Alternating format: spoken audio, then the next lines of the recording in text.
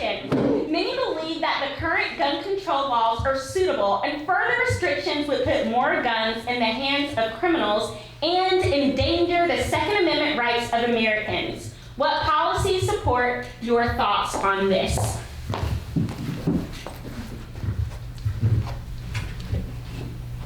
I guess I'll start.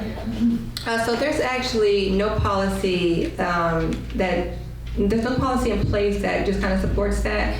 But one thing I do want to say is that whenever there are more gun restrictions in a community, the ones who are affected the most are those of minority communities, Black and brown individuals. Why? Because the crime rate goes up. Whenever there's more restrictions on guns, gun control, there's still going to be a way that those individuals get guns, meaning they would break some of the laws.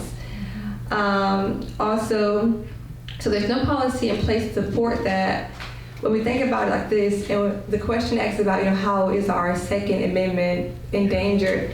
And I was driving here today with Kathy and Hannah, and I was thinking about, our Second Amendment is endangered whenever gun control is increased, because as the gun restrictions are being increased, those who are law-abiding citizens may feel like they need to also protect themselves with their protection, with their Second Amendment right. So them having their firearms, them having their ammo, their protection at home. If there's more crime in that area, if the crime is increased, there's more stealing. There could also be more robberies. There could also be more danger to the community. So those who are carrying the Second Amendment, being law-abiding citizens, to protect their possession and families, they may take precautions on their own. So if someone comes to the house, a criminal with a gun that is stolen, that law-abiding citizen has every right to respond if that criminal with the stolen gun or has come to that person's house who's a law-abiding citizen. So the crime rate on every regard would increase as more restrictions on guns tries to increase. Guns aren't the problem. It's the people's behavior who has the guns. That's the problem. Any adding? You want to add to that or? I know I'm just a moderator today, but if I hear something, I might just say something to kind of push the conversation, or just my thought. When I hear you say that the crime rate would increase, I think about countries, is it like Norway, Australia? They don't have any guns, and then when I compare our crime rates with theirs, ours are higher. So I think that's worth inserting into the conversation. This is coming from someone whose husband has 3 guns, and I love to shoot with him. On that man. Oh, no, it's fine. He's a law-abiding American. He's a Marine. He shoots. He is, but he don't be telling everybody either. Okay, I'm sorry, Doug. I know he. Oh, I said his name. I'm sorry. I'm just saying, but we have even had this, because growing up, I did not grow up with guns in my home. I felt very safe. I never thought I would be a person to have guns. I've never been like anti, but I've never been pro, right? But like I said, I do go out and shoot sometimes. It's a great stress reliever. But I don't think I would be sad if Americans didn't have guns anymore. Now, I know we're not going there, but what do you guys say about the fact that countries that don't have guns have smaller or less crime? Edie has a comment. So it'll be 2 things that I'll say. One, to respond to what Sabrina alluded to, is in any place, right, where they have restrictions, as you mentioned, it's up to the person and not necessarily the restrictions or the laws. I look at it as things that are deemed to happen will happen. But in the same sense, I think of when people say we shouldn't have more restrictions, this is my First Amendment right, this is part of the, I guess you could say, the grounds that we just naturally inherit as citizens. For me, I think of, well, you need a license to get a car or to drive, but I can go purchase a gun without a concealed weapons permit. And for me, I wonder, why is that? Why isn't there a restriction on that? And I say that only because with those type of things, you become somewhat, it's not a guarantee, but you become somewhat aware of who is in possession of certain things. Now, does that mean that the people in the back would not be able to go buy one from a friend who either stole one from a local pawn shop or who bought one, who transported one from across the border, any of those things? That's not saying that, but at the same time, there are some steps that can be taken. Like in this state, at least, there's no mental health evaluation for a purchase to get a concealed weapons permit and or to purchase a firearm. So it's like those type of things that you're just like, I'm not sure if this is the best route to go when we say either restrictions or limit. I think they should be taken into account of why some people say certain restrictions should be added to gun control laws. Yeah, I think I actually agree with some of what you said about, I'm probably, this is an area where I might lean a little bit more conservatively with gun control. I personally do believe that we need to have policies in place to ensure that the ability to very quickly murder dozens of people is restricted, because I think there's no need for that. But I think it's also important for us to keep in mind the intent of the Second Amendment, right? The intent is not only just for us to protect ourselves from each other, but also to protect ourselves from government. And without getting into like the recent events, I think that we can all point to times when a citizen's ability to protect themselves from the government or agents of the government has resulted in the individual being held as a criminal when they were just exercising their right to protect themselves from the government. Amen. Okay, I get that. If I may just say a point on that, I'm Norwegian. I have family over in Norway. So I do know they have guns. Oh, they did? Yeah. But I will also say that the population of Norway, Sweden, those Nordic countries is far less than our population here in the great USA. So I think, comparing apples to apples would be a better synopsis for me, only because they are also of a different, they're homogenous in general. So we don't have the comparisons here that we have. Their justice system is completely different. They're king and queen. They're, the United States has become a place where the Constitution is getting stomped on, one little thing after the other, all the way down the line. And I really feel that the Second Amendment has become such a serious issue only because so many people, so many guns have fallen into the hands of the wrong people. Right. And those people are always in the forefront, in the news, in front of us all the time. And I agree with what Grace said as far as crime rate going up. And I think in most of those cases, if you look at it, those were not people that even went through the process of getting a gun legally, okay? And that's the percentage difference that, another percentage difference that I was talking about, that it's been said that they did not have, they did not, forget like a concealed carry permit, because not every state even has that, but just gone through the fact where, when I went to go purchase a gun, you are federally, you are investigated through a federal process. Wow. Okay? Yeah. So it's not just, a background check like you do for someone you're going to hire. It's a federal process.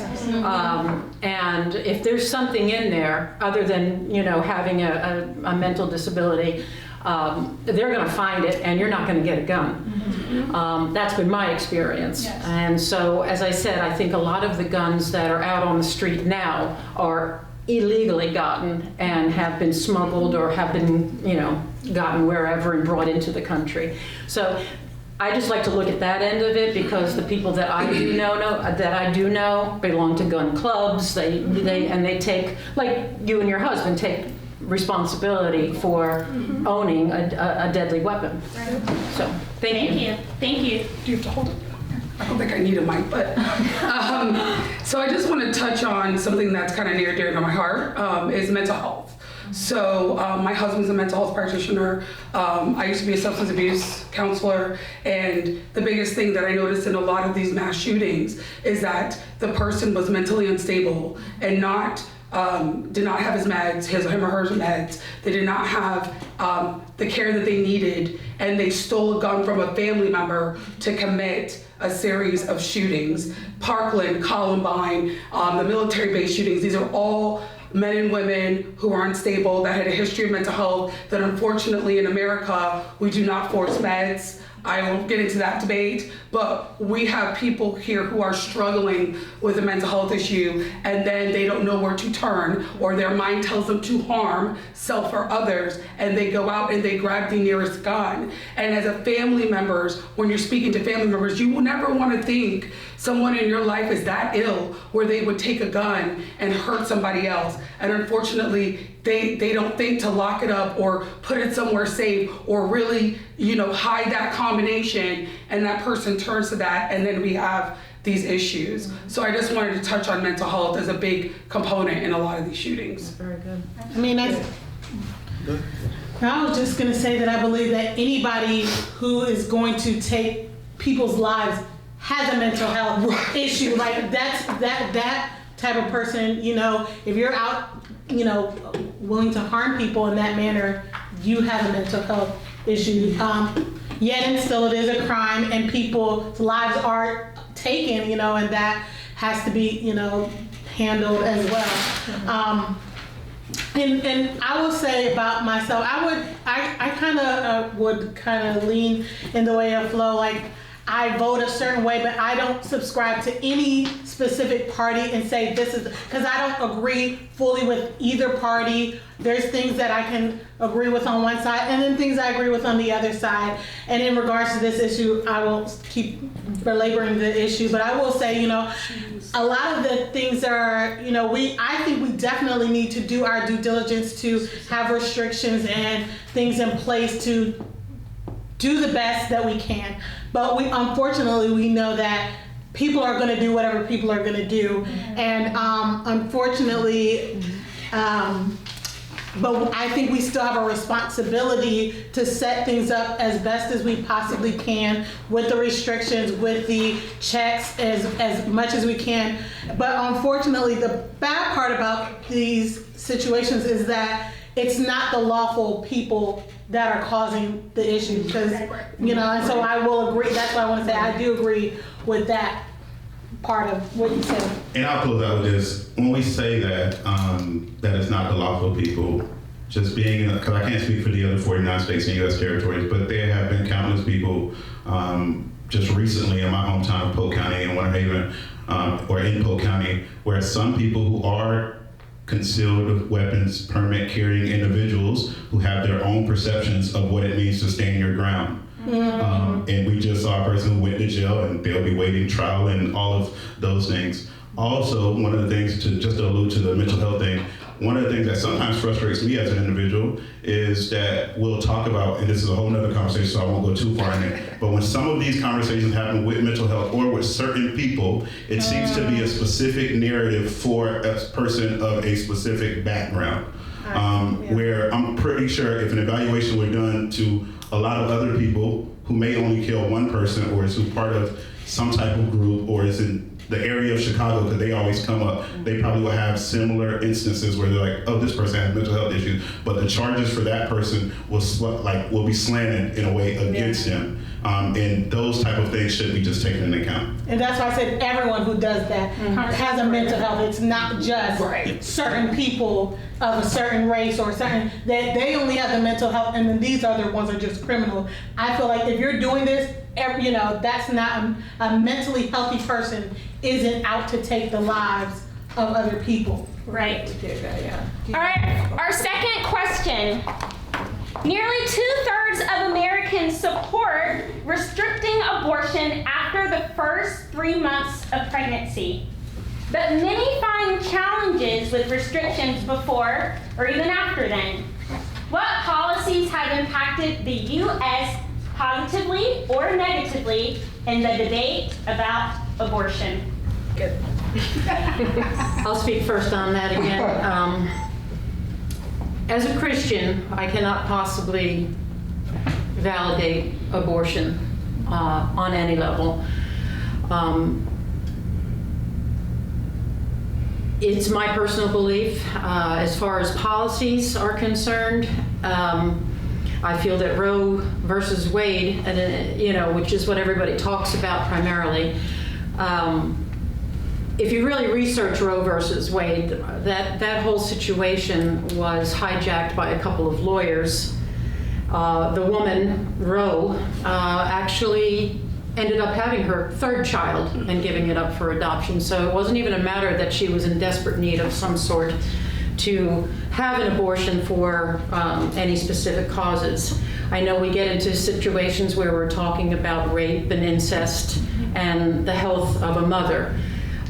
Those are all things to be considered. And from my standpoint, if it was I and I was raped or it was incest, I would have to carry the child to term and give it up for adoption, or at that time, perhaps keep it.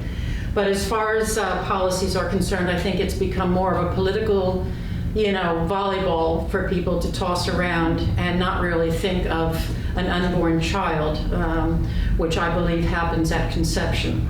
And I do feel that a woman's choice ends at the fact when she decided to have unprotected sex with her partner. That is the choice you made. And if you are going to go forward with that, then so be it. That is your choice. But it is not your choice from a Christian standpoint, or certainly from, a humane standpoint to end the life of a child because you made a bad choice. So with that, I'll pass it over.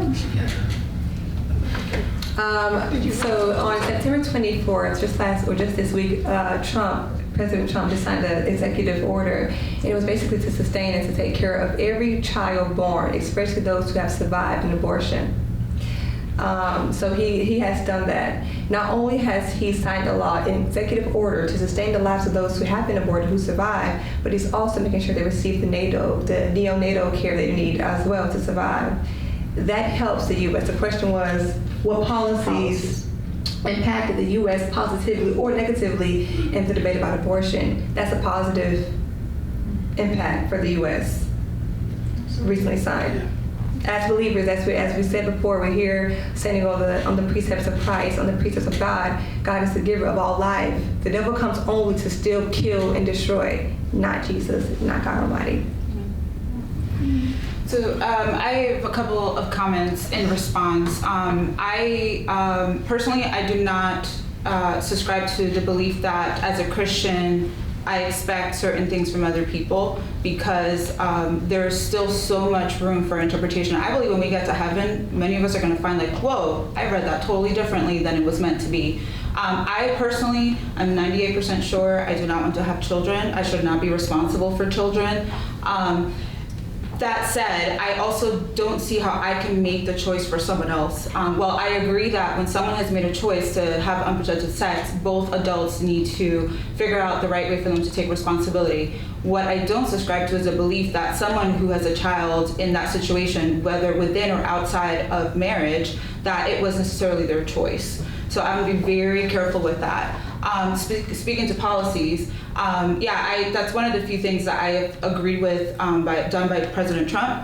However, and this is not specific to President Trump because he is like a nanosecond in the history of humanity. But when we look at the policies that have been changed in recent years, there have been many policies, actually going back to 30 years, that have resulted in the overdependence in what we may call social welfare, right? That doesn't necessarily benefit brown and black people. On the flip side, the removal of many of those benefits also make it harder for someone who is pregnant to make the choice to keep their child and raise their child. And yes, adoption is an option.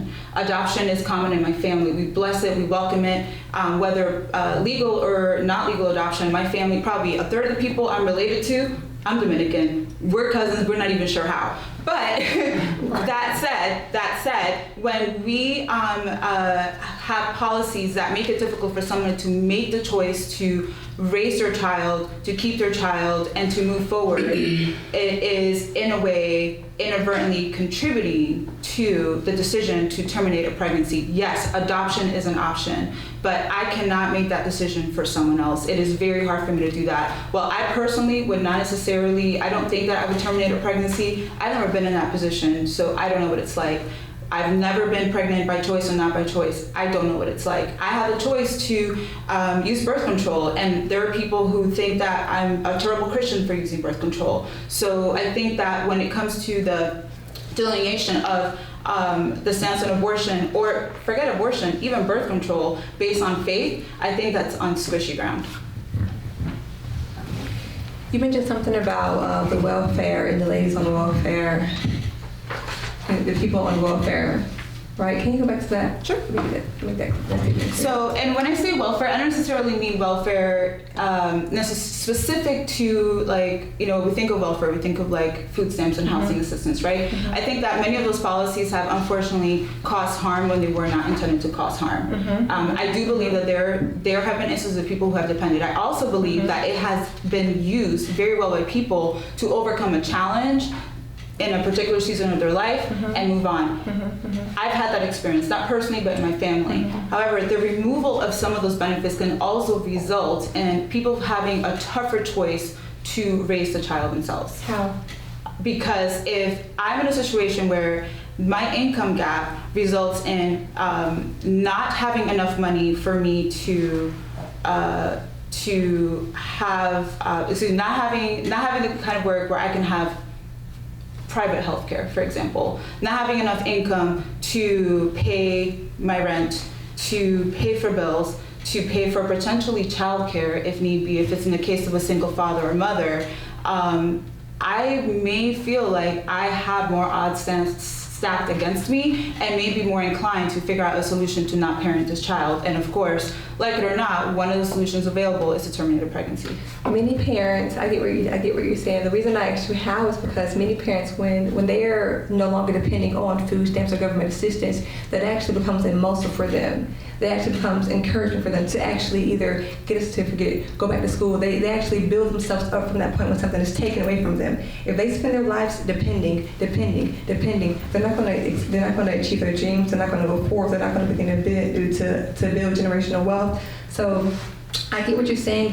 So what you're saying is that whenever those benefits are taken away from the community from a young lady, it could make her think, oh, I don't want to take care of my child anymore, or I can't take care of my child anymore because I'm no longer receiving government assistance. No.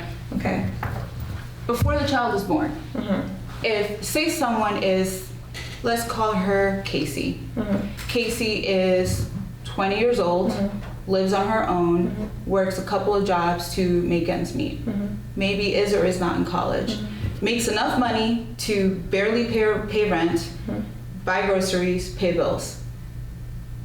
Casey becomes unexpectedly pregnant. Because she has sex unprotected. Doesn't matter the reason why. Okay. The point is that it has happened. Okay. Doesn't matter why. It could have been rape. It could have been she had sex. It doesn't matter. The point is that we're in the situation now because saying, oh well, you shouldn't have had sex outside of marriage or whatever. No, but you have to. What I'm saying is you have to give some kind of self accountability. If you wind up pregnant, first and foremost, you lay down. Hopefully you're responsible to have sex. Okay, so if you're going to have sex, we have to give accountability for our own actions. If Casey winds up pregnant at the age of 20 years old on her own, she needs to make a decision. If she says, I'm going to have this child. Okay, what am I going to do to make the life of my child and our quality of life increase? Oh, abort it? When you abort the child because, I don't have any money, I'm going to struggle. Wait a minute, Casey. Now, I get what you're saying, you're going to be in struggle, but now you're going to have someone else suffer. Now you're going to shed innocent blood for your irresponsibility. When you lay down, now someone else is suffering. Because you. But I agree. But going back to Casey's scenario, so she's 20 years old, doesn't matter how she ended up in this situation, she's in a situation, she has choices to make. There are 3 choices. Raise a child, adoption, or terminate the pregnancy. I think those are the 3 choices, right? I believe that if in Casey's situation, she could barely make ends meet right now, if she had an option to close the financial gap temporarily to enable her to, hey, you know what, maybe I want to keep this child, it could end up being the right outcome. And ideally, this, what I call a stopgap, is temporary, and I understand that there are people who use this what's meant to be temporary as a long-term solution, but I'm talking about in the case of Casey, having the ability to kind of close the gap temporarily so that she can make the right choices to get on her feet and begin to build generational wealth can be transformational. Again, not passing judgment, my whole point is that it gives her the option. It makes it easier to have the option to not terminate the pregnancy. Casey may be like, may not even care. Casey may decide to terminate the pregnancy anyway. Casey may say, you know what? I make $200,000 a year and I'm 20 and I still don't want to have this baby. That's a whole other situation. I'm talking about in this use case with this person, the access to some of our welfare programs could help her close the gap and keep this child and raise this child and begin to build generational wealth. Not passing judgment. And again, there are people who, I personally know people who've had multiple pregnancies terminated, not because they couldn't raise a child, because they just didn't want to. And I may have personal feelings about that, but the question was about policies that support or don't support, and that's where I'm coming from. Thanks. He was going to say something. Go ahead. Yeah. And I just wanted to bring up, we talk about abortion and what about Planned Parenthood, and there are other items and services in there that we don't use, that, the Black and the brown community don't use as much as the abortion. And why is that? What is being presented to us to use that more over contraception? You know what I mean? The responsibility is in our hands. We have a secular worldview, I feel, of abortion, and then we have the Christian worldview. And my mother said, I think it's Jeremiah 1:5, and it's on here in my notes. It said, before I formed you in the womb, I knew who you were. We were destined. We have a soul once we are created. God pointed us to do something great, but we so many times we're aborting these babies that are supposed to be led to greatness, and they don't have that chance because the responsibility and the accountability is not there. That is one view. And then we have the other view to say, okay, well, I'm in the world, I'm out there, I'm having fun. Then take the responsibility, use what's in the Planned Parenthood to do things. There's other forms of contraception, but the life starts there. It starts at creation. It's not when you hear a heartbeat, it's not when you hear the first movement, it starts that night. And that is where it starts. And I think we need to, I was talking about this with, I think, Grace the other night. We were talking about, when I was growing up, church they stood the ground of this is what's wrong and this is what's right. You knew when you were going to the church house, you knew where you stood on abortion, gay marriage, everything. Now we tend to want to take that secular view, and we need to stand up for what is right and what is in the Bible. We can't be Christians on, oh, well, this is okay. No, we got to stand up on that Bible because that is our foundation. Yeah, T, I would say I definitely agree with you. As a believer, a person, like Sabrina had alluded to at the beginning, that a person should stand 10 toes down. One of my, I guess, at times challenges or things that makes me just shake my head at times is that there's leaders on both sides who have their views on abortion. At least for me, my interpretation has been seeing that everyone who's on the left is, in a sense, pro-choice, and everybody who's on the right is pro-life, but that's not the case. Mm-hmm. You have some governors, and we can go down the list of names, but some say after 6 weeks, then they ban abortion at that. Right. Some say 8, some say 12. So for me, and that's on the right and the left, others say 24. Which is crazy, but that's on them. But so for me, it was one of those things that I don't think this is a right or left issue. This is what we talked about earlier, a person making a choice. So sometimes the narrative is, if you're a liberal, then you're for abortion. Why are you letting this happen? And it's just like, no, don't put me in the box with all those other people. Because I can easily look at Missouri and say Republican Governor Mike Parson signed a law May 24th banning abortion after 8 weeks of pregnancy. The law makes no exceptions for rape or incest. So for me, it's just like, what happens for the first 7 weeks? Is that not a child? Mm-hmm. Just curious. We had Kamala Harris at what, 9 months? 9 months. Yeah, no. So like for me, yeah. So it's one of those things. Right. It's for me, it's like we can't have this mindset that one side is for it and one side is against. Right. It comes down to that individual. The other thing I say with any situation, whether it be this, whether it be the one we just talked about, gun control, that person will figure it out for themselves. I will pray for that person with the decision that they make, and I pray that God continues to guide them and lead them in the right direction that He desires for them in their life. And if they make one that opposes Him, the good thing is they don't answer to any of us, right. And they don't answer to a political party. They will stand before Him, the God of justice and grace and mercy and love. And I mean, I agree with a lot that was said today, and I just wanted to harken back to the point that was saying, well, this person made a choice, and then now the person also has another choice that they can make as well. And so it's interesting to me as just saying, well, you made the choice to have sex. may or may not, but in case you did, you made the choice to have sex, but now you don't have any other choices after that. That's what it seems like to me. So I just was wondering, and I'm taking myself, my personal views, I'm just saying if I was from the outside looking in and someone said, well, you made the choice to have sex, but now you don't have a choice what to do, you have to now follow through, or we're gonna take away that choice, what would you say to that thought? I think, obviously, I was the one who made the statement in the beginning, so I'll kind of just justify how I meant it, okay? Because we call it a pro-choice issue, right?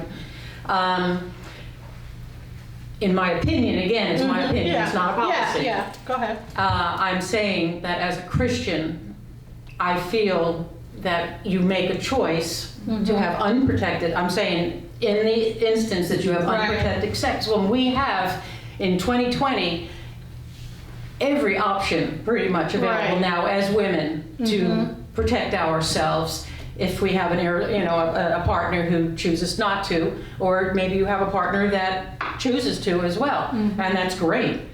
But a lot of, that's another whole issue. But anyway,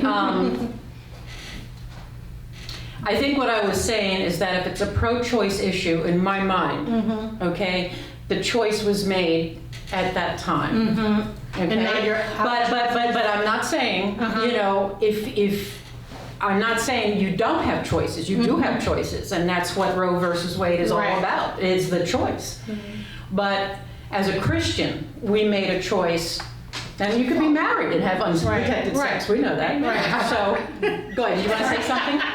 No, she just said, she amen, George. She amen, and she amen. I told you guys Kathy couldn't stay away. Yes. Kathy, you want to say yes?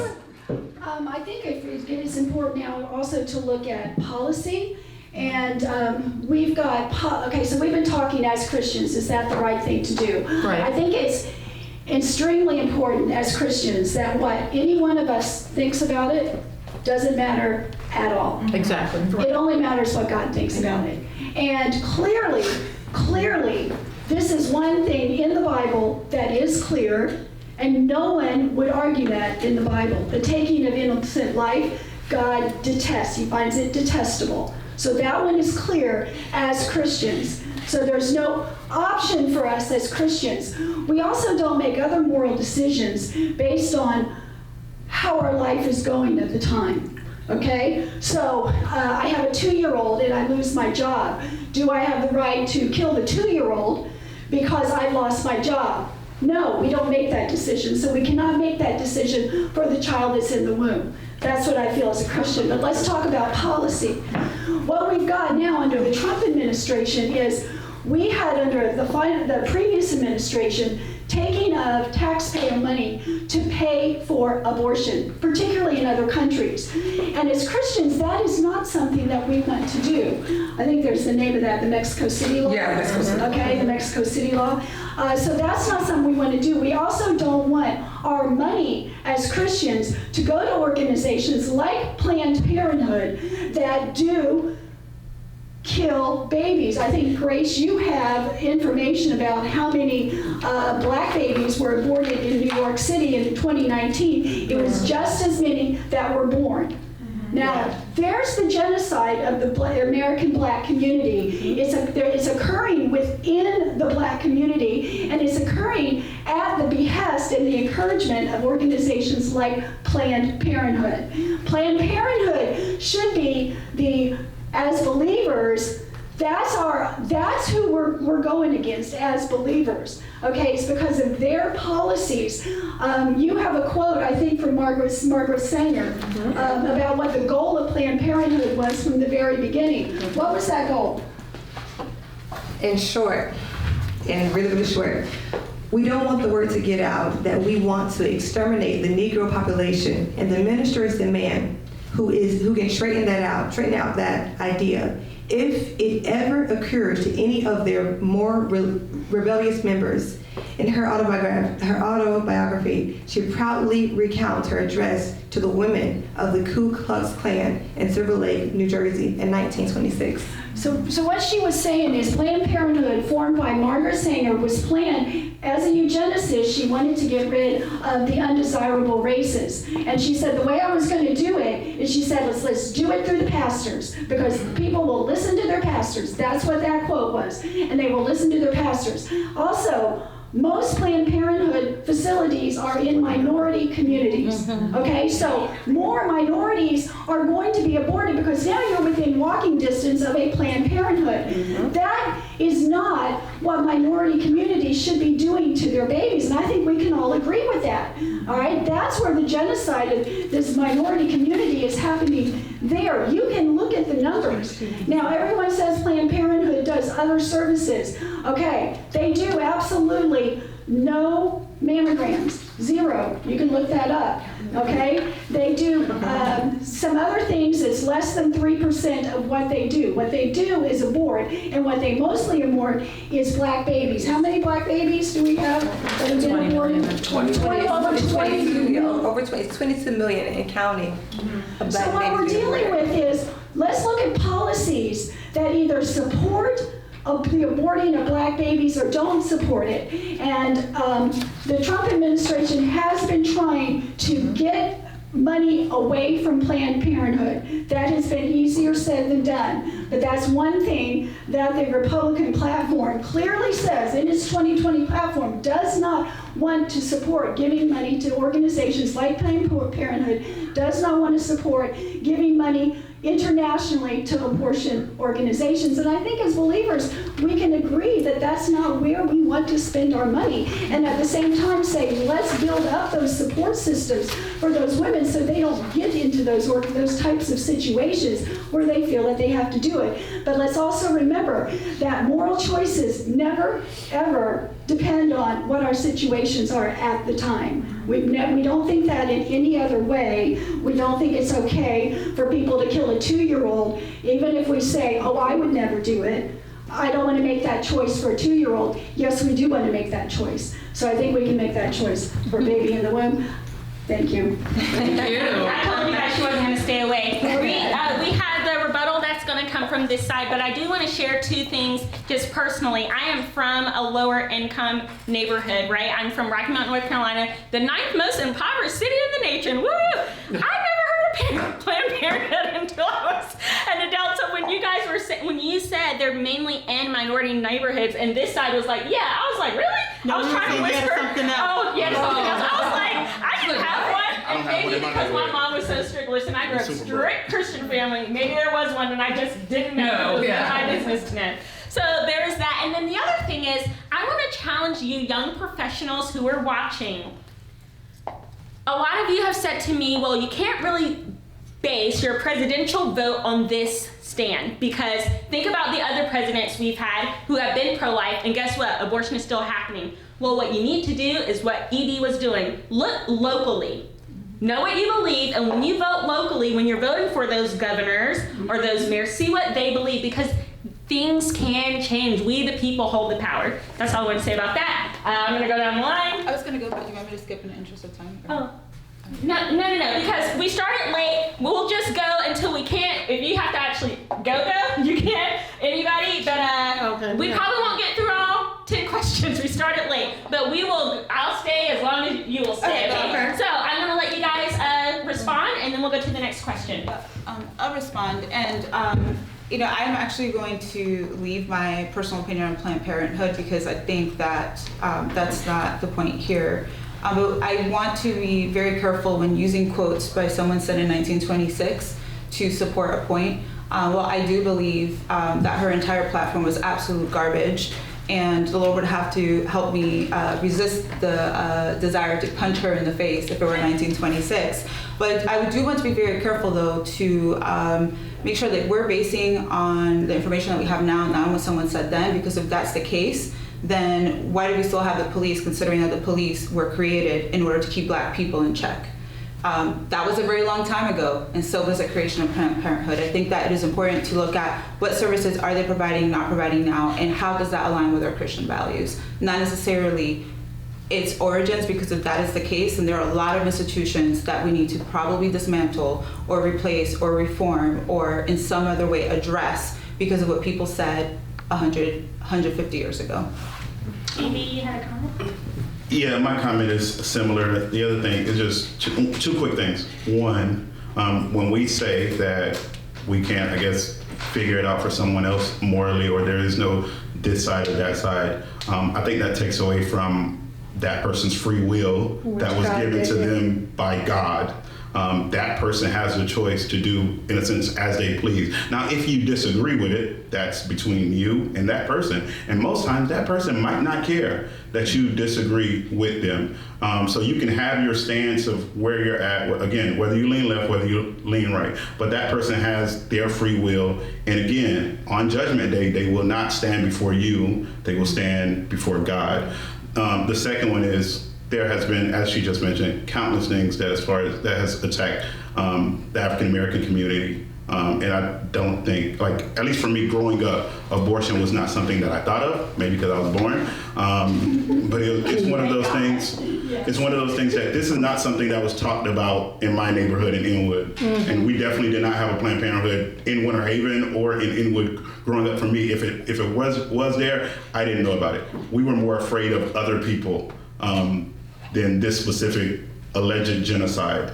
Now, if that, like she just said, if that quote is accurate, then that's something that I'll have to do my own research on. Also, like, those quotes, I just dismiss them unless I can verbally hear them from that person. There's video. But it said the church or the pastors, and then think about the church and the pastors then. During those days, yeah. So and we don't look at church and pastors like that now, or assume that on them now, because like Can't even be there with other people who didn't look like right. them. You know, church was segregated. Like Flo was saying, things have come a long way, and I'm not here to defend Planned Parenthood or whatever, but my own comments that I wanted to say is that a lot of, you know, as a Christian, you know, I definitely will say I am a Christian, but a lot of people are not Christian, and I don't think this is where we make the change. We make the change by leading people to Christ.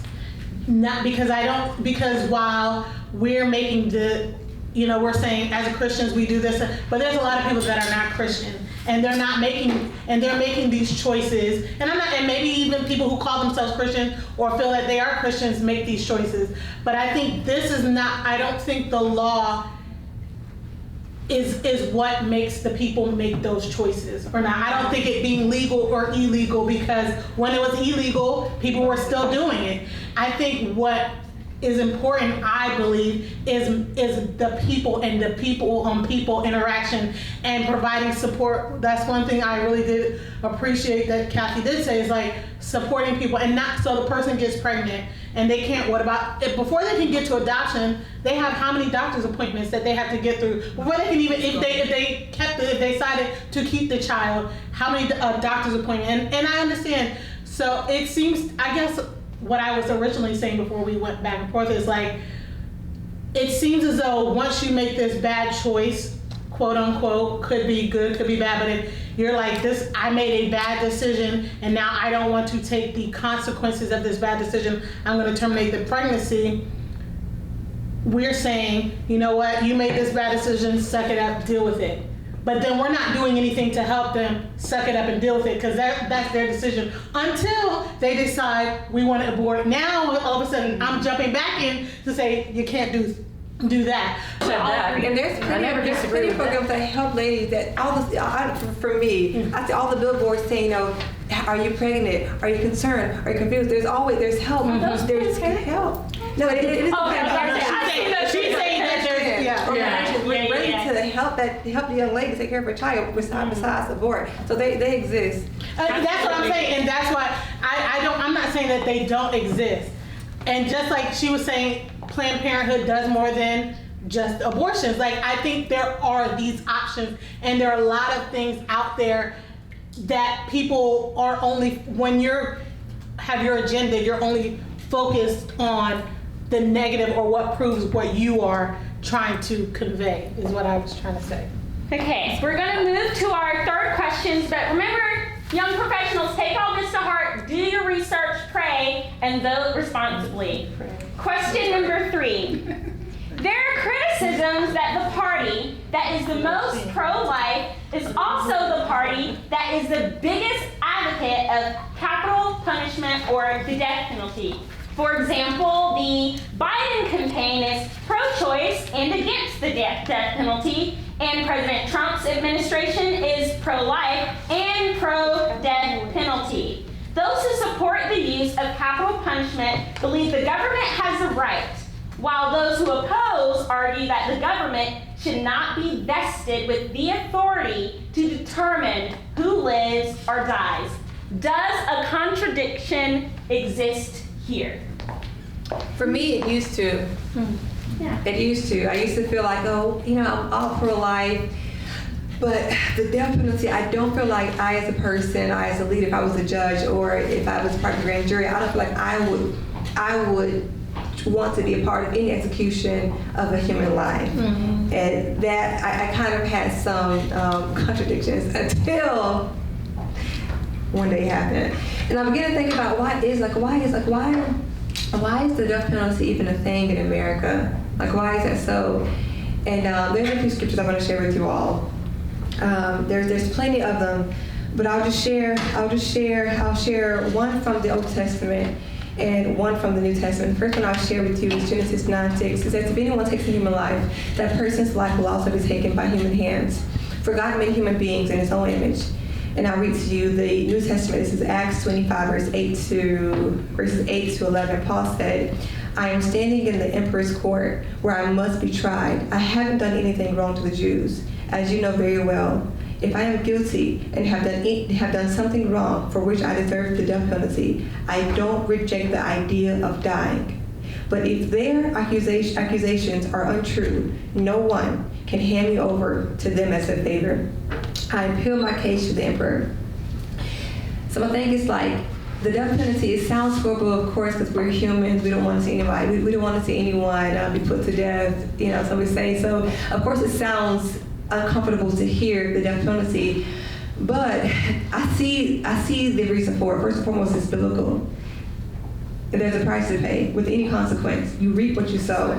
If you're out there taking innocent life, for whatever reason, by biblical law and by the law of the land, your life also shall be taken. And again, I know it sounds really gruesome. It sounds like, oh, you can't be a believer taking someone's life. But really, if that person continues to commit crime after crime, or if you, don't put it to an end some kind of way, it's going to send a message to other citizens that this crime is okay. Like crime or murder?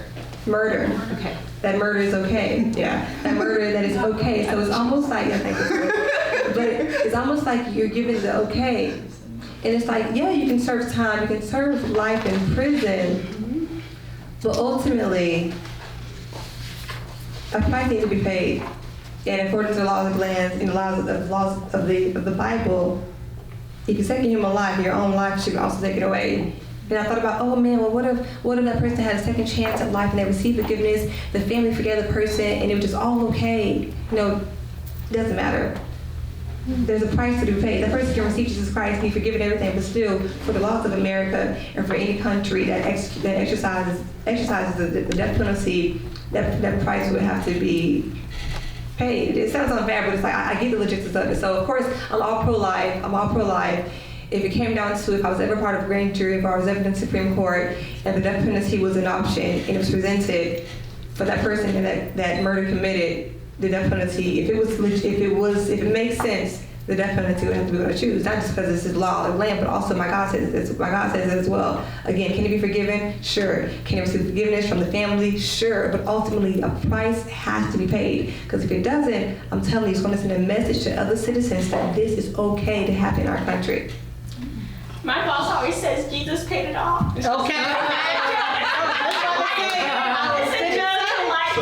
So there's two things that I'll say to that.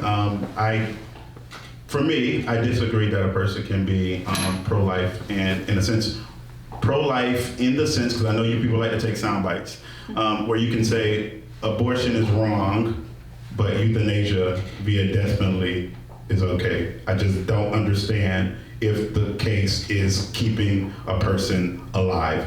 Now, when you say that that's biblical with the scripture that you read, it's one of those things that, like, sometimes you just have to think of context, because I could easily just say Matthew 5:30, and if your right hand causes you to stumble, cut it off and throw it away.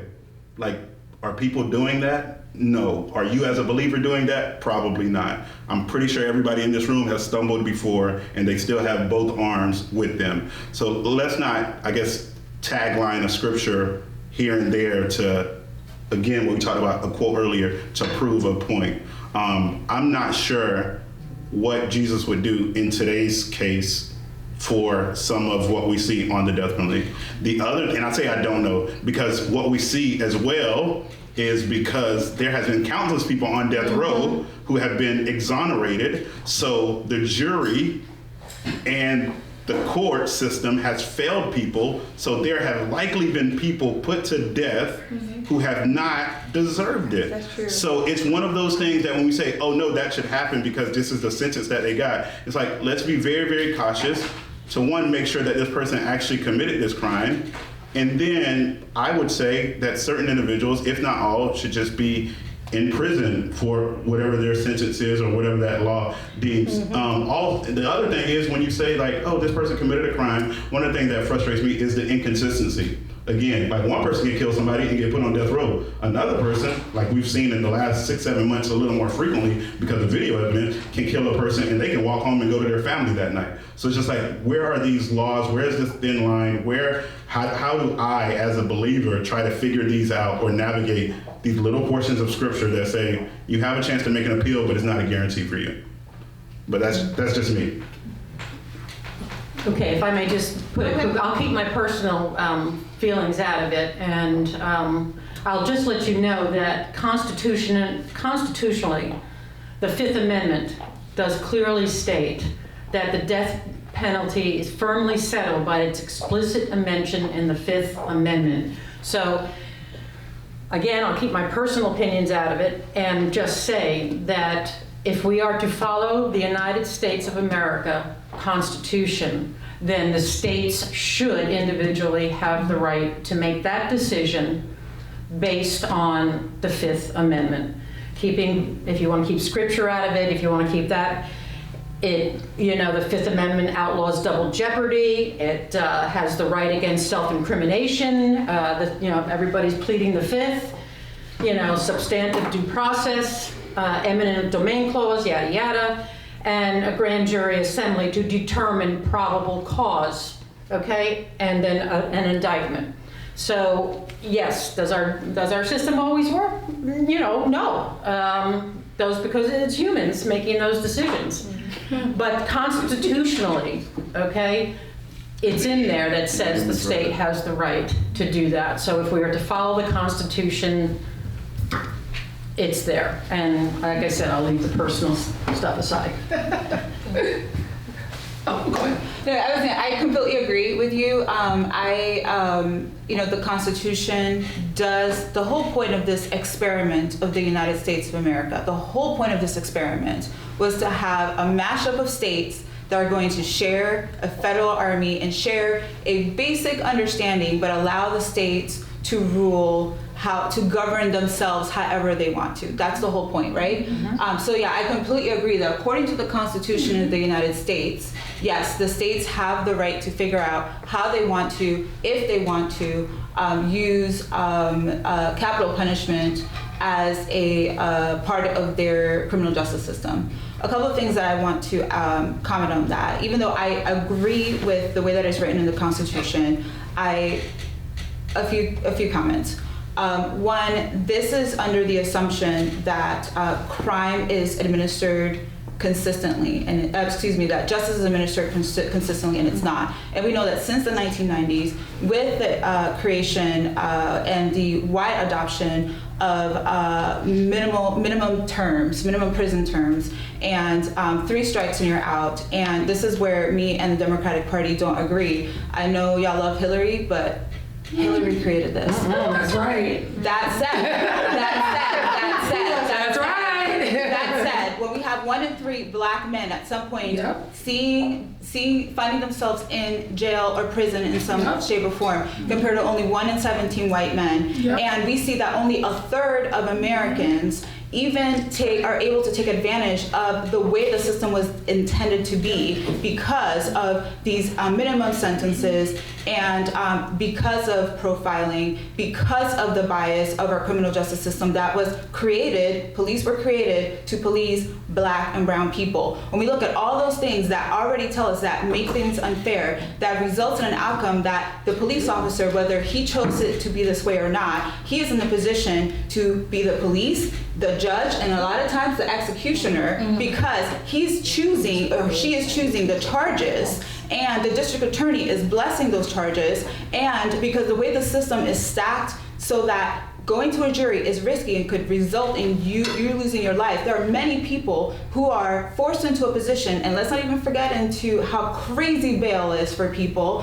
We have people who are having to choose to plead guilty to things that they didn't necessarily do because going through the system, going through due process, and because it is financially inaccessible for them to exercise all of their rights, could result in more and more people being executed when they shouldn't be. Now, there are some crimes that I see somebody, I'm like, you should fry for that. But I also understand that as this beautiful experiment was intended to be, is not exactly how it always plays out. I just want to go back to so when we look at sentencing, I used to be an assessor in the courtroom for mental health substance abuse, and I used to have the same feeling, oh my God, like I work in East Tampa, and none of the black or brown people are getting a shot at anything. And then I got in there, and I started to see how it worked. And I started to realize that our black and brown people were choosing time because they had a stigma against getting help that they needed to put themselves in a better position. The thing is that also too, when you talk about somebody that has multiple points, so we rack up points. It's like a great felony credit card, right? You go before the judge, oh, you did a B&E, that's 2 points. You did aggravated assault, that's another 10 points. And before you know it, you're probably above the 45 or 50 points. So you're going to jail for 25 years or prison for 25 years. We need to understand and put things in context when we talk about people getting disproportionately put in prison over another. Yes, I completely agree with you. We have the 94 crime bill that totally put black and brown in jail disproportionately to anybody else, and that's the problem. However, when we do go before the judge, we do tend to take the deals and the things laid out on the table because we have overworked public defenders who are trying to just get people through the system. And then we also consent to that because, like you said, there's a money issue. However, we still have to have accountability in the choices that we're making. You know what I mean? I know plenty of people have changed their life and have come to the other side of this. That's one piece of the discussion. Number two, intentions with going back to the death penalty. There are things called manslaughter. There are things called first degree, second degree, third degree murder. What are your intentions? You know what I mean? That is a huge part of murder. Over the last couple of weeks, we have seen where we're saying, oh, people are just walking into their families. However, these people are there to enforce the law. And when we, as blacks and browns, pick up a gun to shoot at somebody and expect that there will be no recourse, we have to have accountability in ourselves to go, what am I doing? Let me tell you something. This life you see that I have now, I have a personal testimony. I was not always this way. And when I was doing foolish things, guess who was right behind me? The police. Yeah. But when I don't do foolish things, they're not there anymore. And I want to say this because so many times we get heated and emotional, but we have to look at the facts of things. And I really need for everybody to go out there and do their research on what has been going on in the last 6 months, because I'm tired of talking about this. I need people to get the facts so we can have earnest discussions about what's going on behind this. And I will leave it at that. And thirdly, I have visited Old Sparky in Tallahassee. I've toured the Florida State Prison. I have seen death row. I have seen the inmates. I've heard of their charges. And they are sitting there. So when we say capital punishment, I know for the state of Florida, some people have been on there for 30 years. We do not automatically execute. You have, after you are sentenced to death, my personal belief, therefore you need to die. But they have changed that with the appeal process. So some people have 15 to 30 years to appeal that process. So I just want to throw that out there. This is not a linear conversation. We go back to go forward. We go all over the place in the judicial system, but it starts with personal accountability, and I think I'll leave it at that. I just wanted to say, you mentioned look at the facts, and when Evie was saying, some people go home, not all those people are law enforcement. The people, let's look at the facts of Ahmaud Arbery. They were not on duty cops that killed that man, and they went home. So it's not just, and where was the justice for that until how many months later, until how many people had to demand that, sign petitions and all that kind of stuff. So it's not just like, and I am not the type of person that says, black and brown. I do not believe that black and brown people should be scot-free for whatever they do. They commit a crime. No, but I feel like if anybody commits a crime, the energy needs to be kept the same. The justice needs to be the same for all. Not so I don't subscribe to the thought that black and brown people feel as though we should be exonerated for the crimes that we commit. But I do believe that there are people that are exonerated and for the crimes that are not held accountable for the crimes that they commit. And that, I think, is the problem in regards to that part of what you were saying. And the only part I will go back to, the original thing about the death penalty, I don't understand. Like, I definitely feel like people can be in jail, held accountable, what all the things, like, but I don't see, it is confusing to me, and I appreciate how you did, justify to you how to rationalize when you read the scriptures and how you came to the conclusion that you came. I will just say for myself, it is still hard to say we can kill we shouldn't kill a baby, but it's okay to kill a criminal, because I believe, I just feel like there is, just like someone mentioned, the woman that was caught in adultery and that was meant to be killed, God gave grace and forgiveness. And I know we're not God, but I'm not ascribing to the Lord. Trust me, I ain't Jesus and I'm not God. But I will say, I do see that in this example of someone who did break a law and who, quote unquote, was to be put to death, and there wasn't another option for them. I'll close. I'm dying. Yeah, so one of the things that is often mentioned, especially has been mentioned in the past year or so, is the 94 crime bill.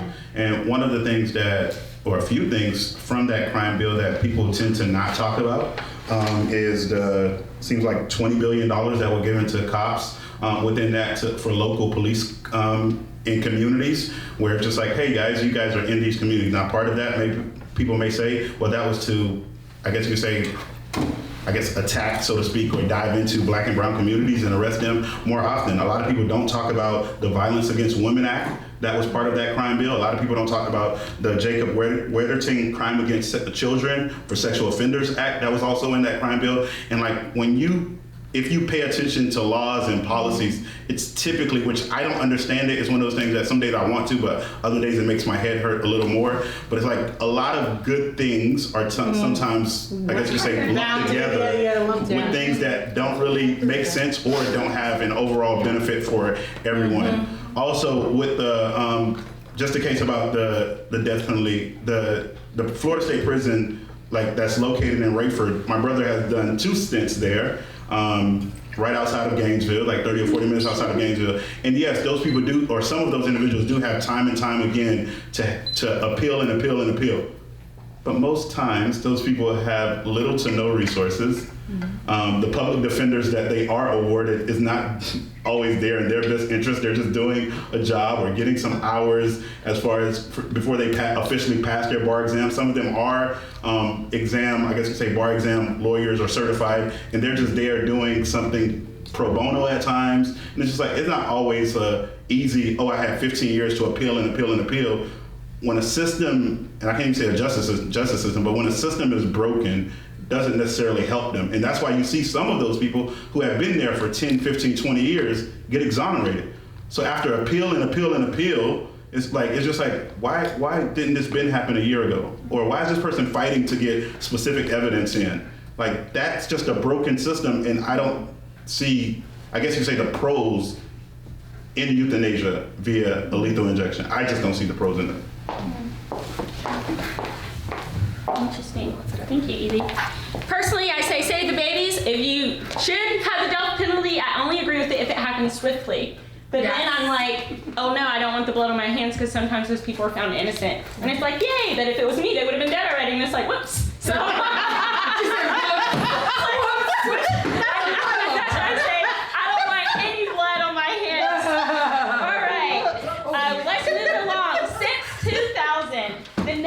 people in private prison overall increased 7.8%, while the number of people in private prisons increased 39.3%. The Trump administration rescinded an order from the Obama administration that had directed the Federal Bureau of Prisons to reduce the use of private prisons. While Biden states he hopes to stop corporations from profiting off of incarceration and support legislation to crack down on the practice of private companies charging individuals and their families high fees for calls and other things. In what ways do private prisons hurt or help American societies? What policies support your thoughts? Very interested to know, because I didn't even know there was a thing as private versus public prisons.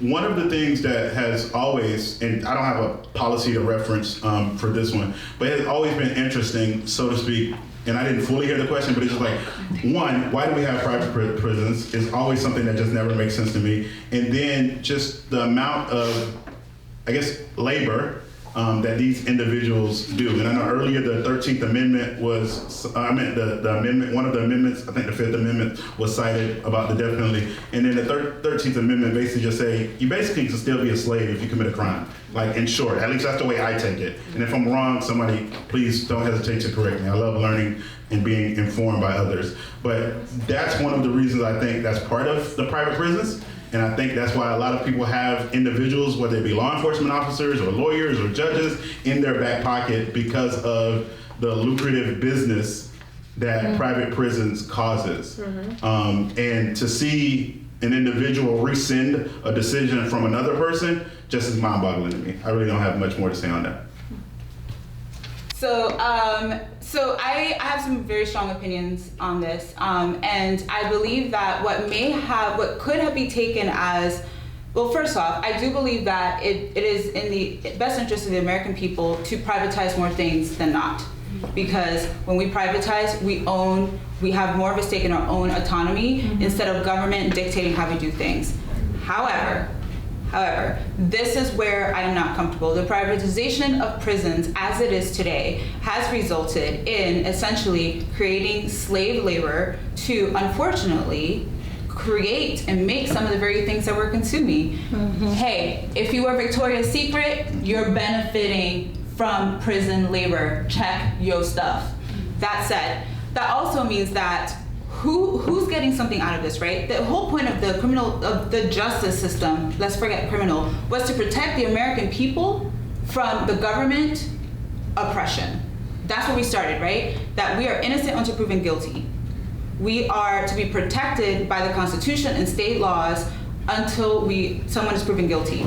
Unfortunately, a lot of people plead guilty for the issues that we talked about earlier. Don't need to rehash that. Then we end up with people, guilty or not, they're doing time, and there are people profiting from their servitude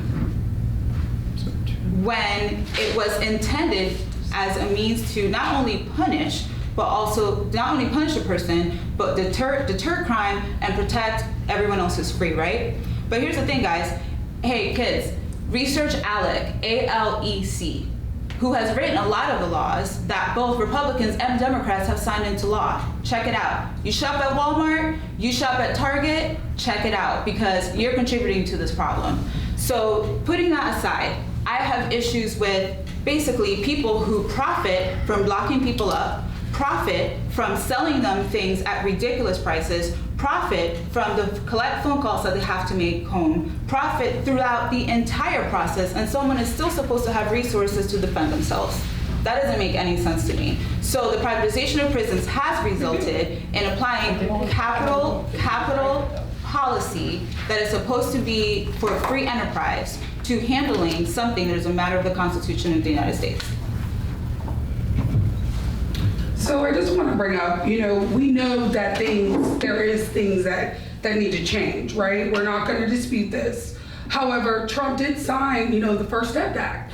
He did acknowledge there are deficiencies in the system. I want to make them right. I want to change the legislation so that people that are coming out of the situation don't go back into that situation again.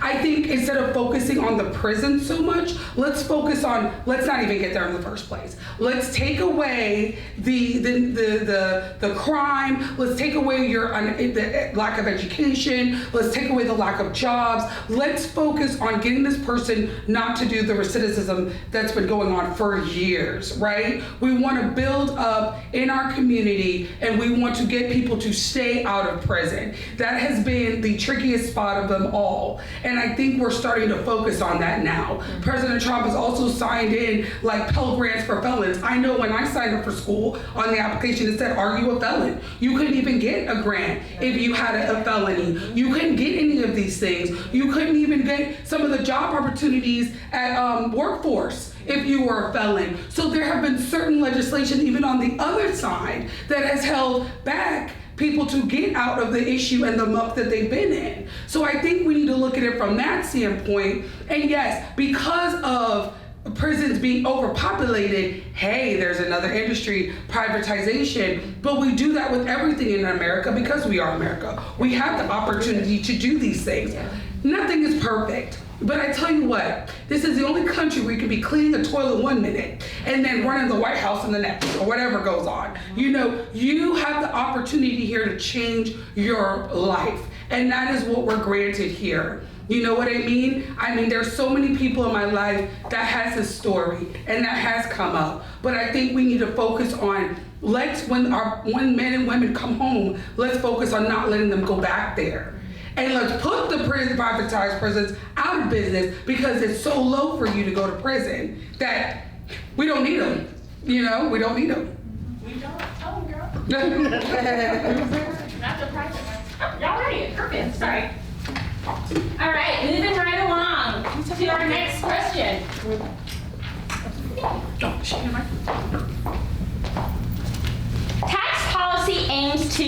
Conservative tax policy aims to protect business, investment, and personal income by giving taxpayers more deductions and credits. This is condemned by more liberal thinking as providing welfare to the wealthy.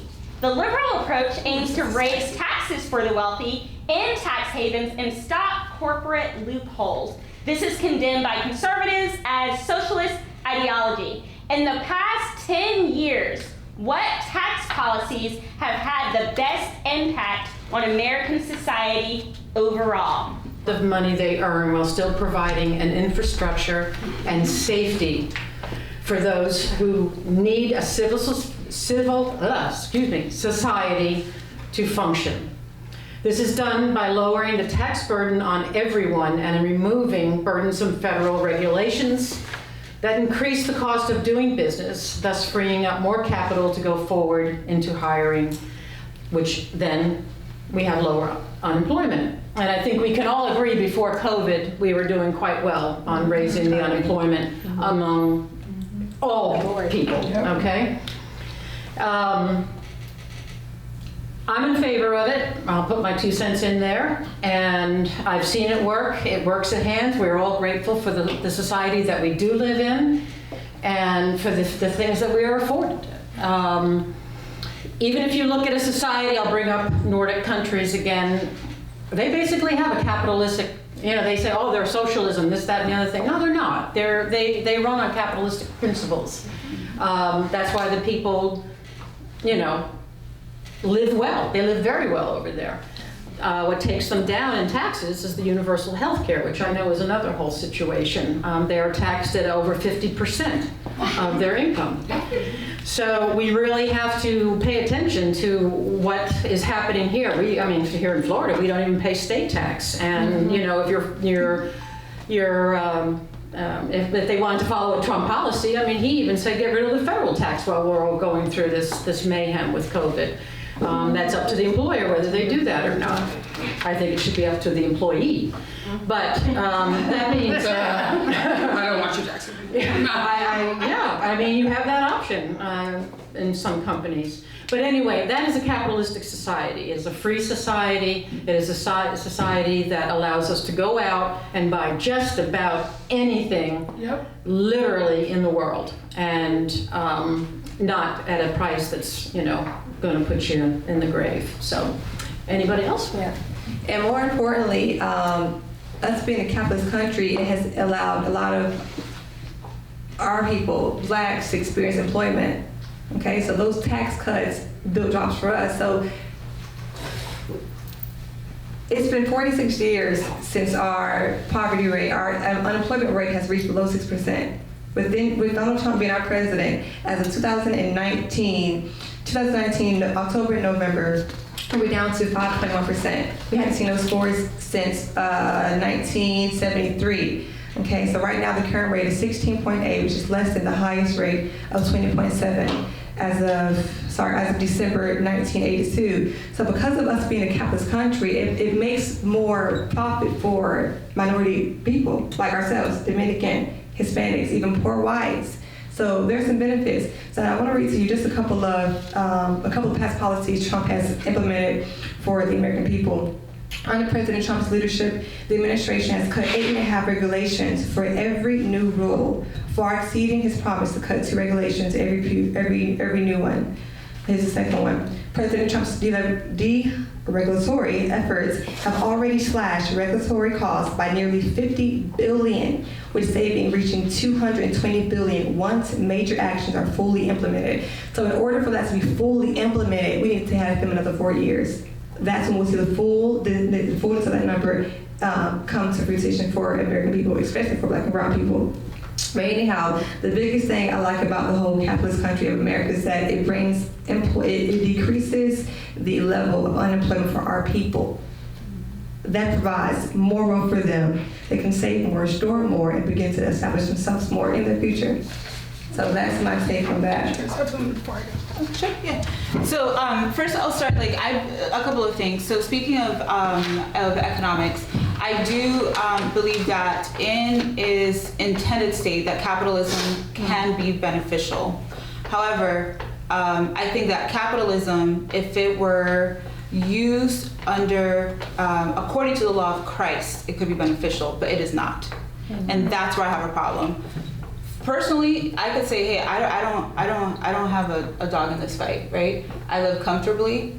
You know, I joke around and live hood adjacent, but I'm 41.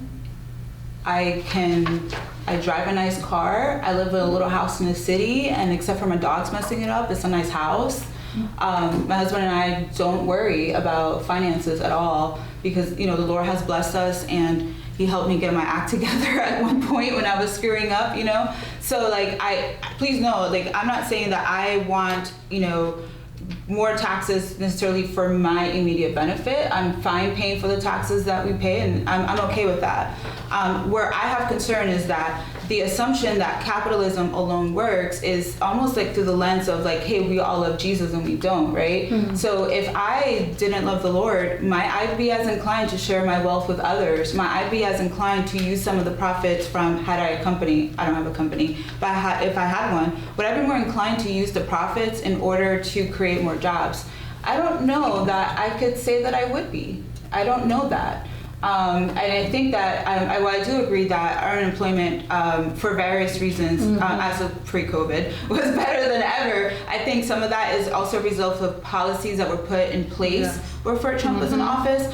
I think that we can look back at Reagan's what policies? Hang on, let me Okay. Thanks. Sorry, let's figure it out. Thank you. So if we look back to the late 70s and early 80s when trickle-down economics was beginning to formulate, right? And people were like, oh, this sounds great. Like, it's going to trickle down and it's going to take care of everybody. What we saw in the late 80s, early 90s was actually the investment of that into private policy, is what I would say, that supported the war on drugs.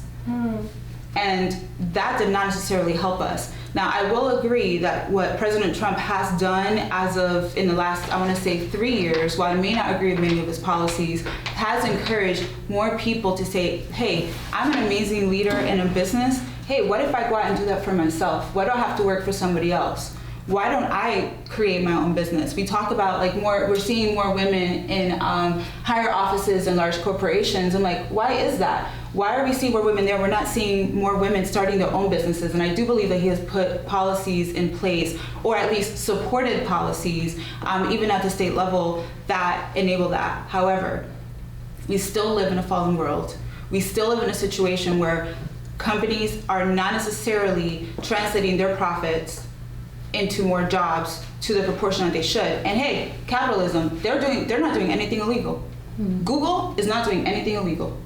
Bezos, he's not doing anything illegal. It's fine, you know what I mean? But we have to keep in mind that the assumption that capitalism alone is going to create wealth is not true, because there are people who do not love Jesus like we do. But what other system will create wealth like that, like capitalism? What other system would work to create wealth and keep Well, it that's going? the thing. No system. I believe no system's gonna work. I'm not gonna agree with I'm not gonna tell you I'm pro-socialism, because I'm not. But we have to admit the capitalist system does work, because with the capitalist system you're able to pass down generational wealth. I agree with that. Had I chosen to have children, I mean, I'm like 98% sure I'm not. But if I were to have children, I would have something to pass on to them. But we can't say, frankly, that it's capitalism alone, because a lot of the wealth of the United States was built for free. It was built for free. Built for free? Yes. Think about all the railroads that were built. Many of our roads that were built, free labor. So yes, I do support capitalism. I can't say that it's a perfect solution to everything, because even the very wealth that we enjoy today, I could drive down Del Mabry and not have a care, 3 or 4 lanes. That's wonderful. I can, if I choose to, take a train to Orlando instead of driving. Who built that? Whose backs was that built? We're grateful. We're grateful for that. Right, but what I mean is, like, there is also, capitalism is free, and I appreciate it, especially if it is through the eyes of Jesus, through that lens. But we can't assume that everyone else operates that way, because that's the very capitalism that justified slavery to create a lot of the wealth that now we have to fight to get back. And believe me, I'm comfortable. I live comfortably. She comfortable, y'all. She be treating us. I And a small brew with the snacks. I am interested and I hope you young professionals become interested in looking at the actual tax policies, because it wasn't until graduate school first semester that I learned what people meant by welfare for the wealthy.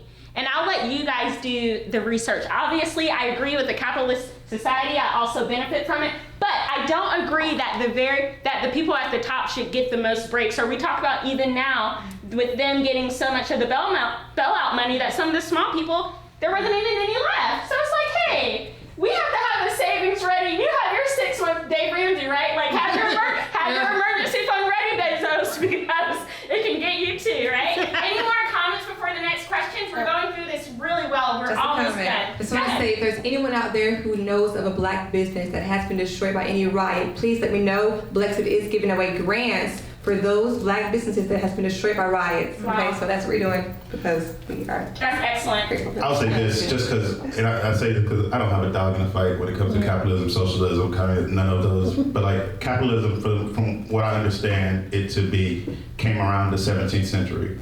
So how are people surviving or creating some form of generational wealth? The 16th century is prior to that. Oh, wow. You would say they weren't?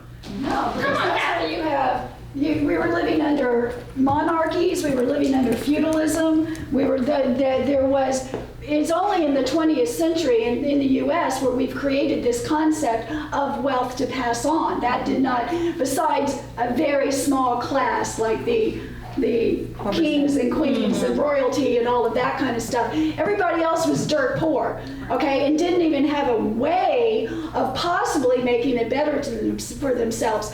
So we come along with this idea of freeing up the economies and letting people benefit from the work that they do. I think Abraham Lincoln had a quote that said, "I believe that the man who plants the seed is the one who should eat the bread."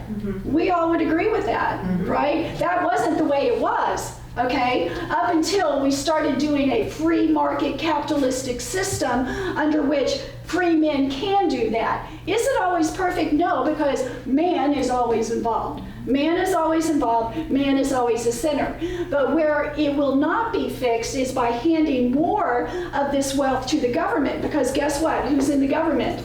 More sinful men. So you can't assume that just because you hand off wealth from Bezos to anybody who's in government, that somehow something's going to work better for the people who need it. You can't assume that. So what you have to do is create systems whereby the most number of people can create the most wealth and keep the most wealth for themselves and their families. I believe that's what capitalism has done. Does it have problems? Yes, it does have problems. I agree with that because of man. But it is, when we have these unemployment rates, we're better for everybody. So the history of mankind has been destitution, poverty, yuck, up until like the 20th century. In fact, up until America. America, when it was founded and created systems whereby man can pull himself up. And so we have a very unique thing here in America. And we take it for granted. We don't even realize. If you go into other countries, I was in Ukraine last year, and you go into Ukraine and you get one kind of milk. Yep. That's it. You get one kind of loaf of bread. I can't even make up my mind about what kind of milks and everything I need when I go there because we have a capitalist system. You go into the Ukraine, you go into former Soviet Union, you got the same thing. You go into anywhere, you've got the same thing. We've got something unique here. It's not something we want to tear down. It's something we want to keep improving so that everybody benefits from it in equal ways. I agree with that. We don't want to tear it down. We want to fix it and find ways to work it. And we want to vote for leaders who do believe in God, who do believe in Christ, who will administer these laws in just ways and do the right thing. That's why it's critical. We all have dogs in the fight. If we're in existence and we live and breathe in America, we have a dog in the fight as to who to vote for.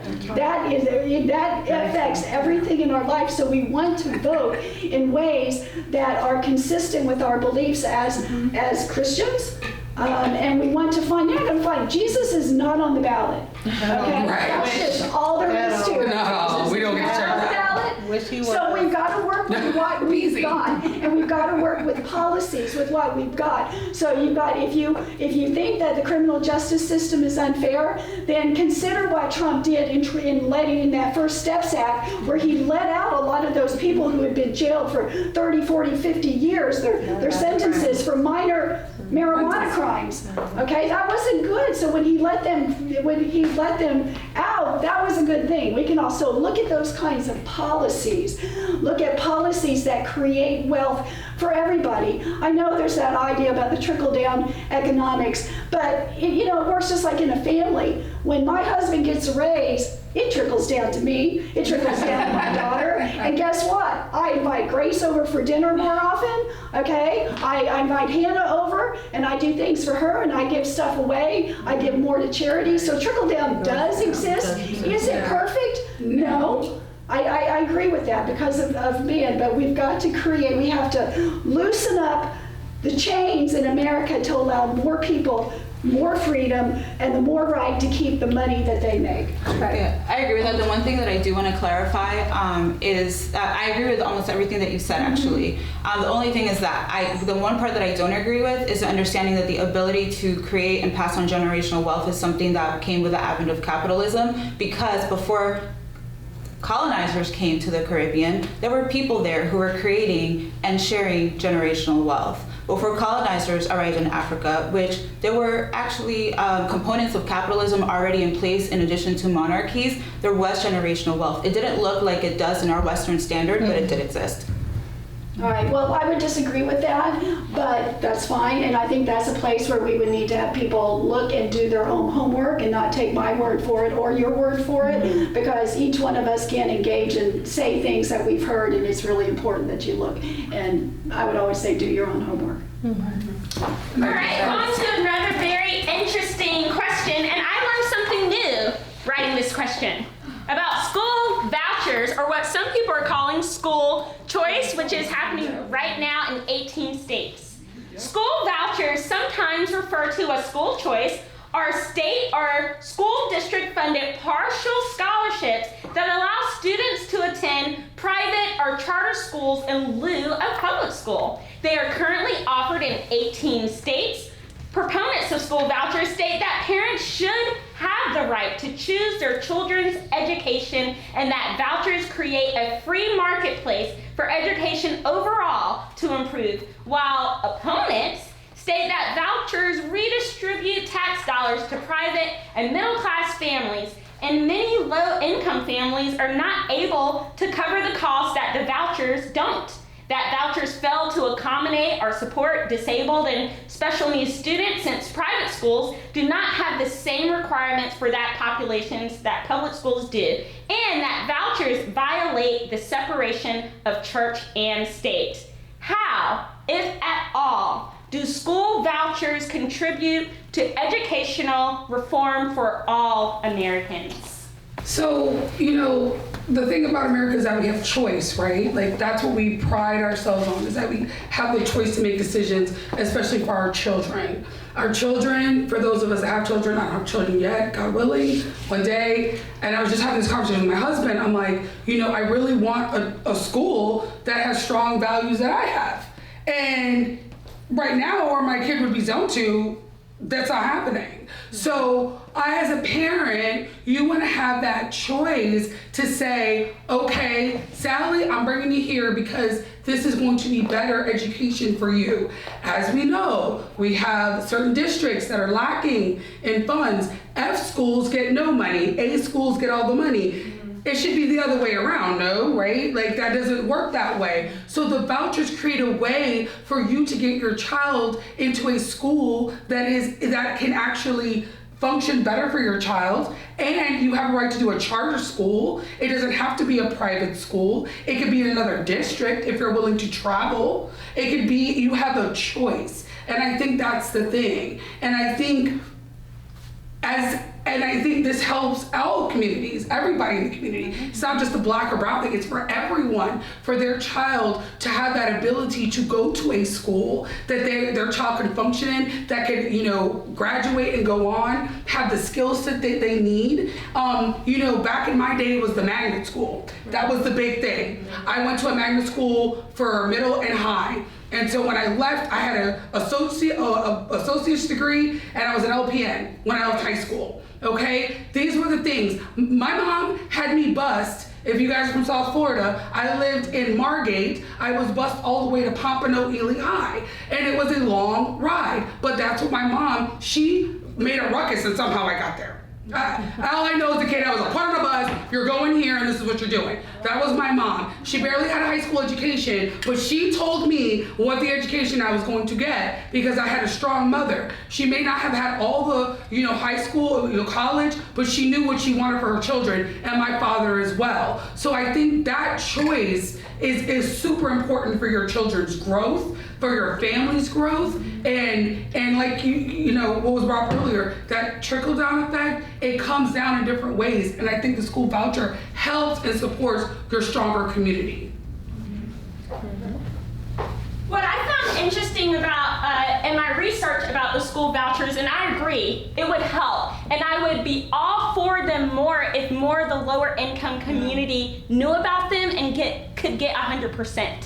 So I read that most of them are partial, and I was asking people at work or whatever, I was like, have you heard of this? Because my mom would have taken advantage of, my mom's a school teacher, and she told me, yes, Sabrina, I did know about that. And that's how, I know. Why did you tell me? I know, I went to a charter school, then I went to a public high school. I survived clearly, but I did have a friend that went to Rocky Mount Prep, and she said, how do you think so-and-so went? He had a voucher, and I was like, so this has been a thing for years?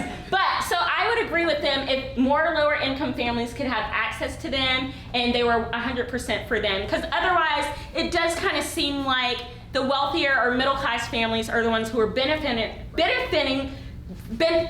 most benefit from them. Sorry, I have braces, you guys, and I blame the braces. The other thing I learned in the research was that people have a problem with their public tax dollars going to Christian schools. As a Christian, I'm like, whoop-de-doo. I wonder, and I asked the panel, because this is what I asked myself, how would you feel if 80% of those tax dollars were going to a Muslim school? Would it still be yay or nay? These are just things I'm pondered on.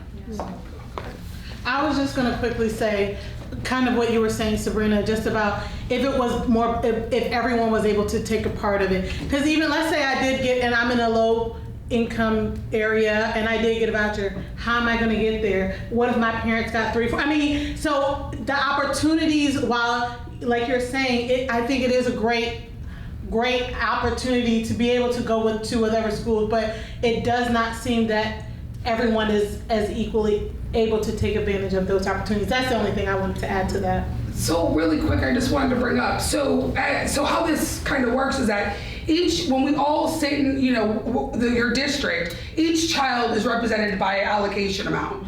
It's 10,000, maybe 20,000. So I'm not saying it's that high. Don't quote me on these numbers. But each child is allocated that money regardless of your religion, sex, whatever. You get this. Now what your state's saying is that, hey, you got $3,500 on your child, take your $3,500 and you could couple it elsewhere or do an equal lateral translation, okay? So here's the thing, again, I haven't had this great responsibility bestowed upon me yet.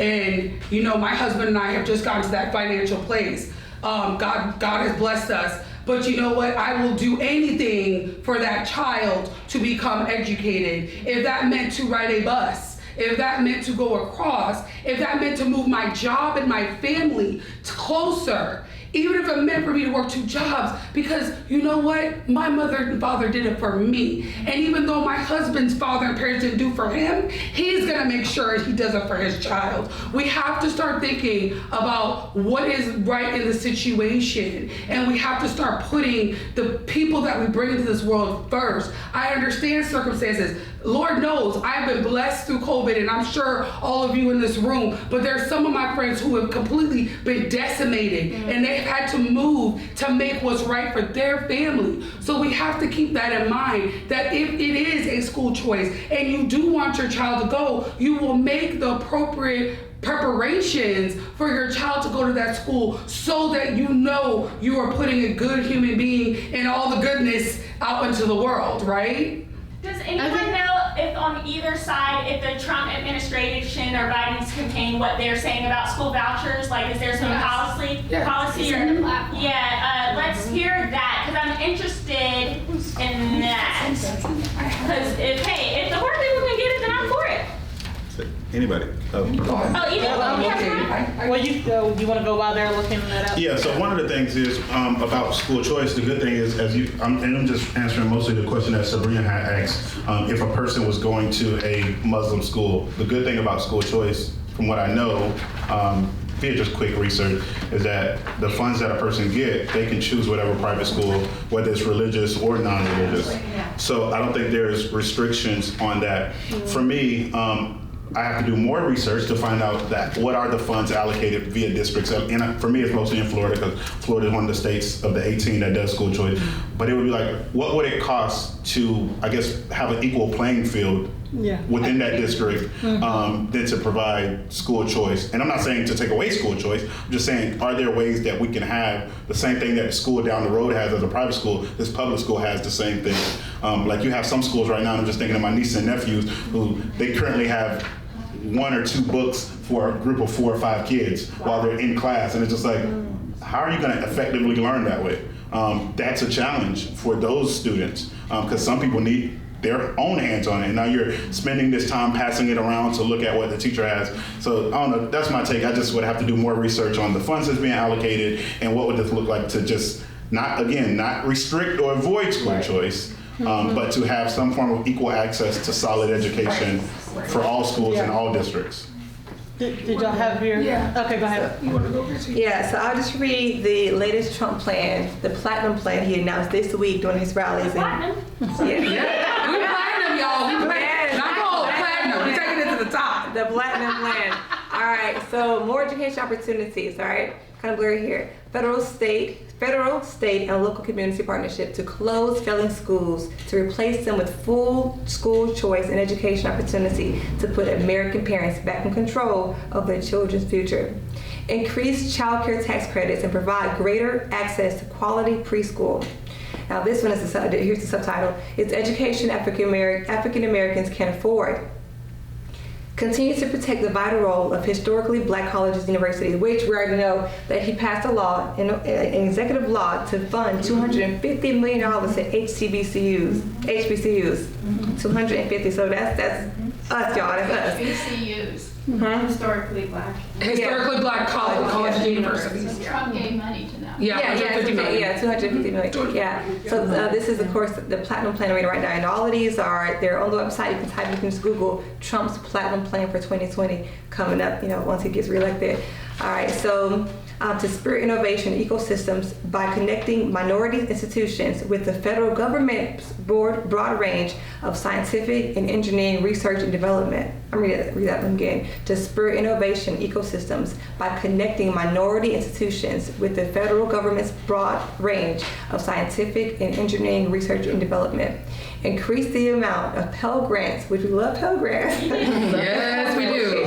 Yes. So increase the amount of Pell Grants and allow for vocational employment and second change home commerce. Advanced targeted apprehenship and training and job training programs. Advanced targeted apprehenship and job training programs. I think I'm saying that word right. Apprenticeship. Apprenticeship. So that's all coming. If he gets elected in the 2020 election, that's all coming forth. And the one thing about Trump, everything he has said in regards to policy, he's carried it out. For blacks, for veterans, what policy? Yeah. Let's not say everything. No, yeah. Which one he failed in? What policy did he say he would do and he hasn't done? I think the STEP Act was underwhelming. The First Step Act? Yeah, I think it was underwhelming compared to its original intent. And frankly, I don't agree with it, but How? the whole immigrate. 91% of black men have benefited from the First Step Act. They have. You're right. That is correct. But the fact that we still have as many people locked up for ridiculous drug offenses that, according to the original plan, would have been released by now, or Is that Trump? Is that Trump? No, this is Trump. Wait, what are we? 2020? Yeah, by now that didn't happen, and I get it. People have to make concessions because we live in a two-party country, whatever. But I agree that a lot of, whether I agree with it or not, I will say a lot of the policies that he set out to implement, he has, but I wouldn't say everything. Do your best, and maybe your best still can't get them to the best choices. So I kind of liken to what Evie was saying. Like, I think school choice is great, but I think there's also, why can't we, and you also said that as well, like, let's give to those who, like, it would be great to not just give to those who are all the schools that are doing the best, but I think there's options. And I think kind of what the things that I'm hearing through all of our conversations is like, yes, there's this system in place, or yes, these things are in place, but we have to do the work to get them to better places that are able to positively affect more than the ones that the system seems to only be benefiting. I will say that a lot of times when schools, because closing failing schools isn't like a new concept, right? Right, You know that. right. No, And right. a lot of times when a school does have that pressure, they do get their act together. So that is a bonus. My only fear is what I said at the beginning, and then if we take those tax dollars away from those public schools, I can't believe in 2020 people are still sharing textbooks. Evie, that like hurt me to my core. And I feel kind of ignorant that I didn't realize that schools were still at that level. So I think all of us, write to your local leaders and say, this doesn't stand. Is this happening in our community? What do we need to do in our community to not this doesn't need to stand in any of our American public schools. For sure. In America, 4 kids should not be sharing a textbook. No way. That's outrageous. Yeah, that's not the law. So I just want to bring up. We can all agree that choice is a good thing, right? Yeah, absolutely. Right. I think we can all agree with that. So I think what we need to do is, as citizens, is okay, let's back the person, the party, whatever, that believes in choice, and let's figure out what's the best way to do that. And I think this idea of certain different school districts, it costs different amounts of money to educate a child. So it's more expensive in New York to educate a child than it is in Florida, okay? So money goes, if they're setting aside $3,500, $20,000, that money definitely should go with that child wherever the parent puts it, puts the child, okay? If for some reason then we have discrepancies, maybe this child wants to go into another choice and needs more money, I think that could be worked into the thing. But I think giving the parents the choice is always the best option. I am a parent, and we did not have good options where my daughter was. I drove her to different places. I drove long ways to take her, and then I homeschooled her because we talked about the Muslim school. Right now, my tax dollars are going into schools, government schools, that are teaching things that I totally disagree with. Mm-hmm. So that's already happening to me, okay? So I'm not a fan of that. At least if I have a child, I'd like to take that money that I'm paying anyway and put it toward my child, to put my child where I want to be. And as a parent, I can speak to that, those of you who are parents. So I think that way, I'm totally for school choice there and not for school choice in abortion. I mean, for choice in abortion. I don't believe in that. But I think in this, I think we all can agree that choice is good. Let's try to make it so that each child can actually end up going where the parent wants them to go. Is there a reason this is happening in only 18 states? And does that policy, is that the goal of that policy to get it happening in all 51? Yes. Yeah, that would be a federal. That would be a federal. Technically, education should be at the state levels, and we have this Department of Education, which we shouldn't have. But that being said, at least at a federal level, and Hannah, correct me if I'm wrong, under the 2020 Democrat policy, I think they are against school choice. They are. Yes, they are. They are against school choice. So because they can control where these kids go, and they control those urban cities where there is so many problems. Right. So you've got two choices of policies there: for choice in that sense and against choice in that sense. And I think in this one, I think a lot of us can agree that that's an important one for those of us at least who are parents. But I think as citizens in general, you want educated, well-educated citizenry. Absolutely. Okay, you don't want people. I worked at colleges, and we get people in who literally could not read, write, or do math, and they were freshmen in college. And my job was to teach them all of that they were supposed to learn, teach them in their first semester. I was supposed to teach them all of that. What? They're going to failing schools. We don't want our kids in failing schools. That does not help us as a citizen, as citizens of a nation. So I agree with what you said. Like that, I think we can all agree that choice is good. Right. What I don't agree with is saying that let's get behind the party and the people that support that, because I do not subscribe to political parties. So I just want to make that very. I want to hang on a second. I vote, and I don't get behind a political party. I vote based on the issues and the individual. Exactly. And yes, I do research who's on the ballot federally and locally. And frankly, I care more about what happens locally than at the federal level. So, but I just want to clarify that while I do agree with choice, I don't agree with everything that you said after that, because I don't subscribe to a party. Okay, then let's clarify. Let's not say party. Let's say policies. Because Jesus isn't on the ballot, you're going to have to pick someone who's not perfect to fit you, right? Right, and if both, right, but my whole point is that I just want to be very clear about that, because there are people here who know me or don't know me. I don't give a crap about either party. That's when fine. The time comes, none of us in heaven are going to be waving a flag, singing an anthem, or giving a crap about a political party or any country for that matter. The other thing I want to say is, like, while I do agree that centralizing the funds in a way, and again, don't care about that party either, but centralizing the funds is not necessarily some tactic to control urban communities, because we all know the code for urban is black and brown. I don't necessarily subscribe to that either. I think that at that point we're talking about political strategy to appeal to people. And Okay. And just real quick, but I agree with you. Party isn't going to matter to God.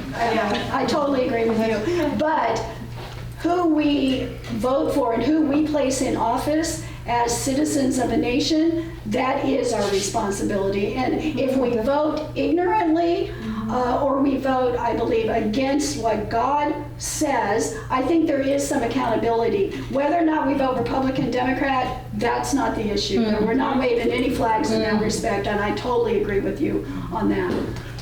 So I just wanted to bring up too, under the previous administration, federal dollars were not allowed to go to churches. But now we're looking at with the platinum plan for federal dollars to go to churches, to church schools. So I was going to say, what you mean by church schools, right? And so, I'm sorry, clarify. So what that does is that this very church can be another way for a mom in an urban area, if you guys chose to do school, to come here and get the help that you needed. The church for us, the black and brown community, has always been a place of refuge and a place of direction. So I mean, under this new policy, that could come back into play, where the church is a stronghold for the school and for your children. So I just want to there's other things rolling into this, but I think the idea here is to get it started, is to get the choice started and then see what it can blossom into. But first, every plan, right? We even have plans in our life we execute. We're like, hey, that wasn't such a good one. Let's try it this way. I think life is like that. I think we tend to take politicians, either side, and be like, this is what you say, this is what you need to do. And if you don't do it the way you said it, you're wrong. It's also trial and error. Right. We have to give that wiggle room to have that trial and error, because like we said, they are a man in the government, and it's not going to be perfect. But we try on our part to do the research and do the best we can to pick the best person for that part. It's interesting that you bring up religion, because we're going there next. Woo! Great segue.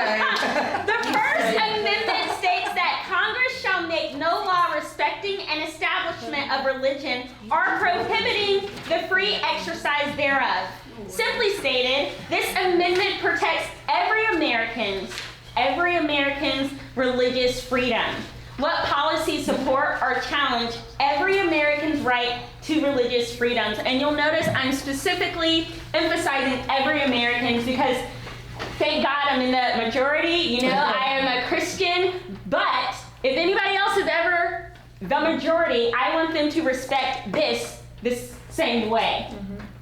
So, what say ye, friends of the panel? Let's say. If you don't have anything to say, that's fine. We're almost there, guys. We got like 2 more questions. Anybody? You feel like we're good on religious freedoms? We're good? I think we're probably I would think we all agree on that. Yeah, I think we're all agreeing on that one, no? Yeah. Okay.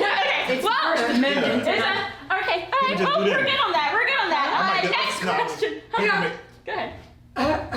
Like, it's not a long answer, just people will do them, and I just may disagree with their beliefs. That's just me. But but like, I'm not going to take that away from them, or I'm not going to control or. Yeah, it's their First Amendment. Yeah, that's them. Yeah. Okay, but Satan is half a little bit. Well, but where this one does come into play, we all agree we want religious freedom. That's a given. But it does come into play specifically in something like the Affordable Care Act, when that act required that faith-based institutions, particularly Catholics, put money toward abortion, providing money for people that they might employ to get abortions, and or birth control. Those were things that, as people of faith, they did not believe in, but there was federal law that was requiring them to put money toward that to back that up. That's where something like this comes into play, is do we want the federal law engaging in, making the Fed engaging in making laws that coerce us in certain ways, make us do things that go against our religious consciousness? I would say most of us wouldn't want that. right? I mean, we don't want to be engaged in that. So when you have a law like Affordable Care Act, where now the Little Sisters of the Poor had to try to do lawsuits to try to not pay, these were the nuns, not pay for abortions, we don't want something like that. So it does affect each one of us that's why we got to read the bills. You don't pass a bill before you read it. Like Nancy Pelosi said, you read the bills and then you pass them. So it does come into play, even though I think we can all agree we want religious freedom for all people. But are there policies right now that on either side that are trying to rescind that or make that push forward? I do think it's strange. Okay, the abortion thing I totally get, but then to also say we don't want to give them any birth control, it's like, come on, you're killing me, Smalls. Well, no, but if the Catholics don't believe in it, then you don't. They don't believe in birth control. They don't right. believe in birth control. Then I'm not saying all Catholics. No, it's fine. I'm learning. I'm a student. Okay. We want the federal government saying now you have to provide money to cover birth control. I would say no. I don't think we want something like that, right? I mean, if there's something that goes against our religious consciences, why would we want to force that on someone who doesn't believe it? You know, so I think we should all think of that in terms of what do we believe in? Do we want the government forcing us to go against what our religious convictions are? I think that's a tricky one. It is tricky. It's a tricky one, but I think we need to keep that in mind all the time. Do we have the right to have a religious conviction, and can we actually exercise that in our everyday life? And that's where it came down to. That was just one example that I know of. Just want to add, so I'm happy that all of us kind of, can agree to this issue with religious freedom. So I just want to make a statement that in the first year of Trump's office, he took a strong action to restore the foundational link between freedom and faith in the USA.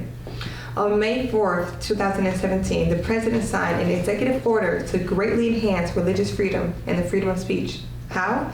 Taking action to ensure that religious institutions may freely exercise their First Amendment right to support and advocate for candidates and causes in line with their values, and ensuring that religious Americans and their organizations, such as she mentioned before, the Little Sisters of the Poor, would not be forced to choose between violating their religious beliefs by complying with Obamacare contraceptive mandate.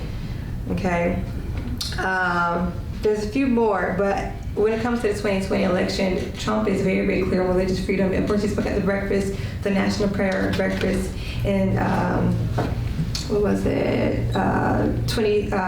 February 2nd, 2017. Just 2 weeks into his first term, 2 weeks, he spoke at the National Prayer Breakfast on June 8th, 2017. He spoke at the Faith and Freedom Coalition Road to Majority Conference.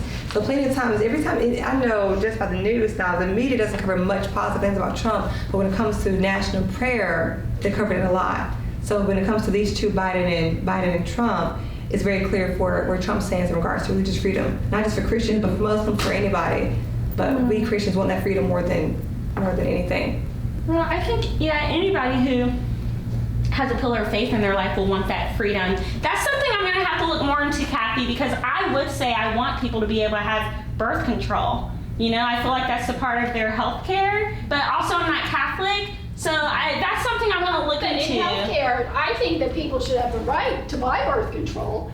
But what you're saying is, do you think the Little Sisters of the Poor should be made to pay for it? That's the difference. Yeah. They're being forced to pay for it. Not that you don't have the right to buy it. Right. I mean, and up until a few years ago, those of us who are older know we always paid for birth control. Yeah. That's a very new thing. Only young people don't know that. Is that all through my years is I paid for birth control. Okay. It wasn't cheap. And that's a whole different argument. That's a whole different argument. I mean, what, to force people to have to pay for something we don't agree on. Sorry. No, you're absolutely right. All right, so one of our members is going to be out of here soon. I didn't know that this would take this long. I'm happy that it is because we're letting people share exactly what they want to share, and then you, the people, do the additional research, pray about it, and vote well. You'll hear me say that several times, right? So I'm letting Flo, since she has to get out of here, choose her the last question. And as she's doing that, I'll just say thank you for still being with us, and thank you guys so much for coming so prepared. And I'll remind you, if you want to fact check what's being said, remember, DM us, email me, send me your information, and we will send you. I don't know if you can see the piles and piles of information here. They're not just grabbing it from the sky. They have research, right? And over here, they have the research. It's on their phones, right? So contact us and we'll share. Flo? Yeah, let's go with 8.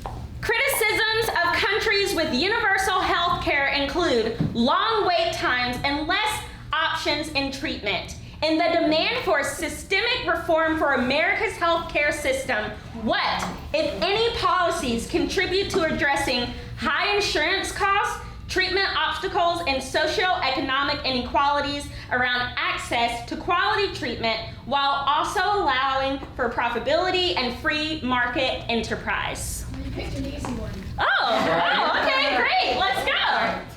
So I'll just start with the most recent, the platinum, that platinum plan he has in place. And it says better and cheaper healthcare. This is like fresh out this week, 2020, September 24th. All right, affordable care you can trust, reduce costs and improve access to quality healthcare through the HRSA. Hannah, can you look up what the HRSA is? Isn't that the savings accounts? Or no? The HSAs. Those are the Health savings and- savings, HRS.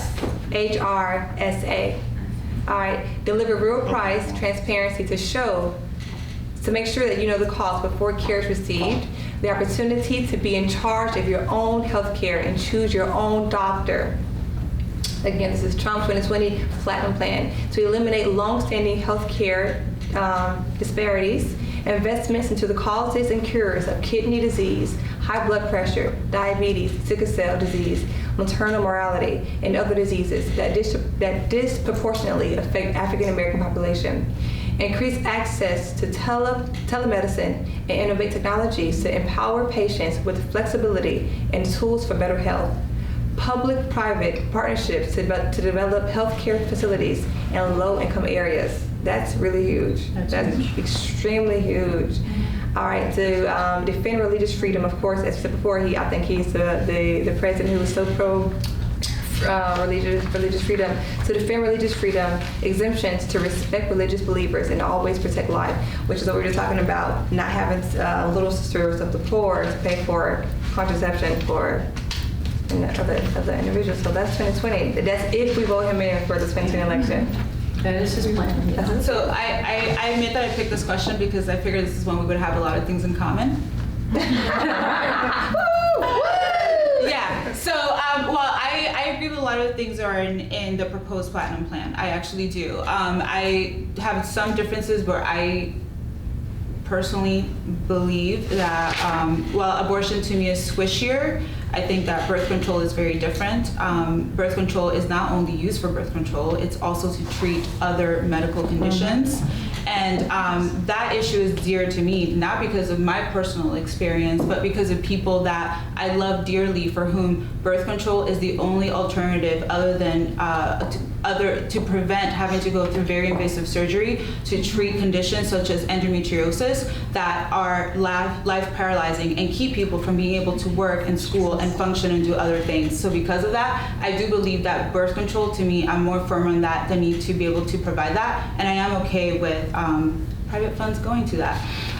So I do like this plan in theory. Where I have some concerns though, and this is where y'all clutch your pearls, until there is, I think that there need to be provisions that are not, that address the gender question. As a Christian, you know, we can have our position on gender, but it doesn't change the fact that this country is not based on the Bible, and that we need to be able to protect all citizens, and equity is a very important part of this plan. And while racial equity does seem to be addressed, racial inequity does seem to be addressed, and gender inequity in some sense, I think that there is a portion of the population that does not subscribe to gender the way that it is believed according to the Bible, that also need equity. Can I have that?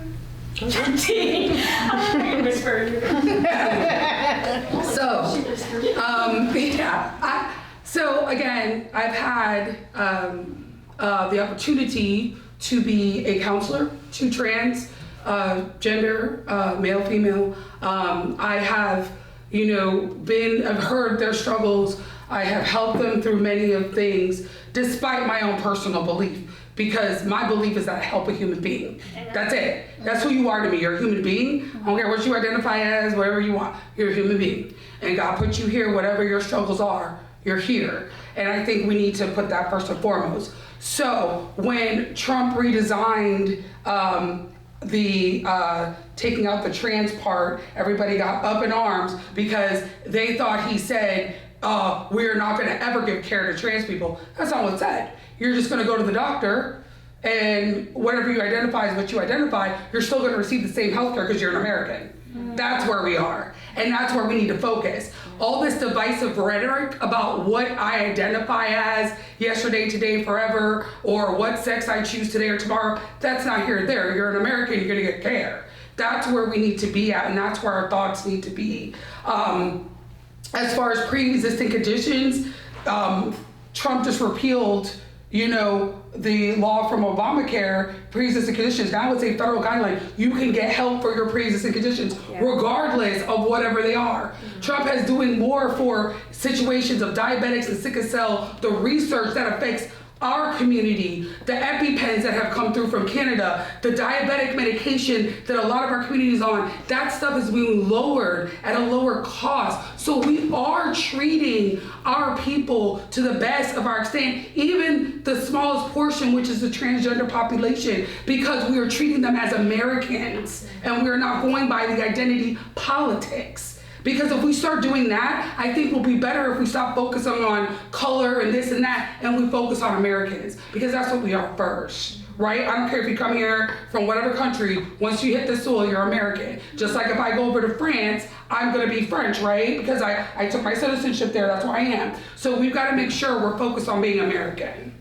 Can you elaborate on the pre-existing conditions? Because I think for some reason in my mind I had it backwards when I watched the talk that just happened? I forget. Oh, the round table, whatever. It was trending on Twitter. Someone asked Trump about the pre-existing conditions. So, with the Affordable Care Act, I thought it was when it was Obamacare, he made it so if you had pre-existing conditions, you could still get help, and then Trump took that away. Am I wrong? No. Read me. I'll be right. He's not taking it away. Okay, so it was never taken away? No. He memorialized it in the federal act he just did to where they're not taking away pre-existing. Like this week? Yeah, like this week. Yeah. We memorialized it. That means we put it in federal legislature. It was only under the Obamacare Act that the act itself, you had to be under the insurance to get pre-existing. Okay? So this is the thing with Obamacare too, when, prime example, I wanted to do Obamacare is very restrictive. So my husband has insurance at his job, but he's covered under my plan, right? So I wanted to do like a backup plan. Well, Obamacare says no. You already got insurance. You can't do two at once. We can't choose. Let's say my husband's insurance is better than mine. I can't now go across to my husband's insurance because you already hooked up with your insurance first. There's a lot of restrictions, and I think this was also another policy, and I'm just gonna backtrack to the beginning 3 hours ago, that also changed my mind about the 2016 election. Because at that point, I finally got into a career, and I was like, oh, I got my big girl pants on, and I'm getting a job with healthcare, and it was expensive. It took most of my check. Okay? So these are the things you have to think about, guys, when you're going into that booth, about the things that you pay for, about what you're getting, about the restrictions you have. Because right now, I feel like I should be able to do whatever I want with my insurance. And I don't have that choice. Interesting. Well, Flo, let's get Flo in. Thank you, Flo. All right, question number 9. Oh, you're fine, Flo. They can The debate around immigration includes the civil rights of immigrant populations, hundreds of billions of dollars brought into the gross domestic product by immigrants, and the contribution and the surge of unaccompanied minors. What policies or legislation speak to your opinions on what's best for America's immigration challenges? So immigration, we talk about this all the time. Like you said, we're having a dinner party, we're expecting 100, but 400 show up, and we have no food, right? So same thing here. I think we've heard a lot of rhetoric about Trump's a racist, and he's just this nationalist, and he doesn't like us. He doesn't like anybody else, you know. You know, and I laugh because I'm like, no, that's not true. What we're saying is America first, and it's like anybody else. I put my household first, right? And then I extend my hand when my house is ready to receive more, okay? I am from a family of immigrants, so I can speak on this. You know, my parents had me at a time when they were stable, so I got all the luxuries. But my brothers and sisters, they had to struggle with my parents because they were new in this country, and it is a struggle. So when we talk about Trump, you know, immigration and what acts he's done, you know, when coronavirus came into play, he stopped the immigration process because he said, whoa, hey guys, we've got this pandemic, we need to focus on us, we need to focus on what we need to get done because it is super important that we focus on ourselves. And he also, the Trump administration, in a lower court decision, he would require that the president include for the census. I'm sorry, let me backtrack. The census. Let's talk about the census. So if we were to count illegal aliens in areas that were already floundering, then they would not get the appropriate resources because their numbers would be inflated by people who are not being put into the system. Okay, so let's take an area over Fowler and Tampa, and if their apportionment from the census is a certain number, and then we add in the illegal aliens, what about the resources they're supposed to get? Because the census is saying they have X amount of people, so they should be fine. These are the things that affect us, and I don't think everybody looks at it from a policy or fiscal standpoint. It's always an emotional one. So I think we need to start looking at it from a policy and a fiscal standpoint. And then, yes, is it sad to see people suffer in other countries? Yes. However, we have to remember that our country needs to be first. And that is who we are. We are Americans. And once our house is in order, can we talk about the homelessness in California? Can we talk about that? Can we talk about the poverty in the middle America? Can we talk about these things that we don't like to talk about and be uncomfortable about because we want to pretend that America's all perfect, but we have to focus on home first. We have so many issues here just in our country. Let's focus on that and see where that takes us first. I am interested in, does Flint still have bad water? Yes. Yes, exactly. But when did that word come up? 2014. 2014 is when that word came up. That's when it came up, but it's been there for longer than 2014. Yeah. It didn't start in 2014. Oh, no. Nobody has alluded to who I wasn't is. saying Yeah. that. I was Nobody saying implied that she that. said we act like it's perfect, and I'm like, oh, not in the circle I'm in. We're Yeah. talking about who's gonna fix water? So when it comes to, go ahead. He did give money to it. I think it's a few million to clean the water. Yeah, well, Flint's still struggling. Yeah, but it happened under Obama's administration, but nothing was done to it. But Trump came in within his first 3 years. He put millions and billions of dollars towards cleaning the water in Flint, Michigan. I won't say nothing was done in 2014, 2015, and 2016, but people who are watching, you can go check that for yourself. Just because I disagree. But I'll say, when it comes to immigration, for me, I prefer an open border policy. And I know some people would be like, you're crazy to have people walking in and out via trade goods and all of those things. But I say that because I'm a product of immigration. My parents in 1979 got on a boat, left Haiti to come here. Several years after that, my sisters and brothers did the same thing, to come here. So, me being a product of that, if that wasn't the case, which it technically wasn't at that time either, I would not be here. The other thing is, which you did allude to as far as either the individual who had cancer or more restrictions as being empathetic, I would also disagree. Because we can't say that let's have more restrictions on borders, but then have no restrictions on things like guns and other issues or healthcare, like different provisions. Like, which one is it? Do you want more restrictions or do you want less? It's like we're picking and Depends on the choosing issue. which ones. Depends on the issue. So if that's the case, that's the same thing with this issue. If, for some people, if you move in circles where you say, my first thing is America first for some, then I guess a closed policy or having a legit immigration system, whatever that would look like, is the best route for you. But if you say, well, the left or the right does not matter to me, it's the kingdom perspective that I'm focused on, then who would be considered my neighbors? Because my neighbors would be the homeless person in California, the person who has dirty water in Flint, the person who's across the border in Mexico, the person who's on the island of Cuba, the person who's across seas in Venezuela, or anywhere. All of these people would be considered my neighbor, at least for me. That's the way I interpret the story of the Good Samaritan.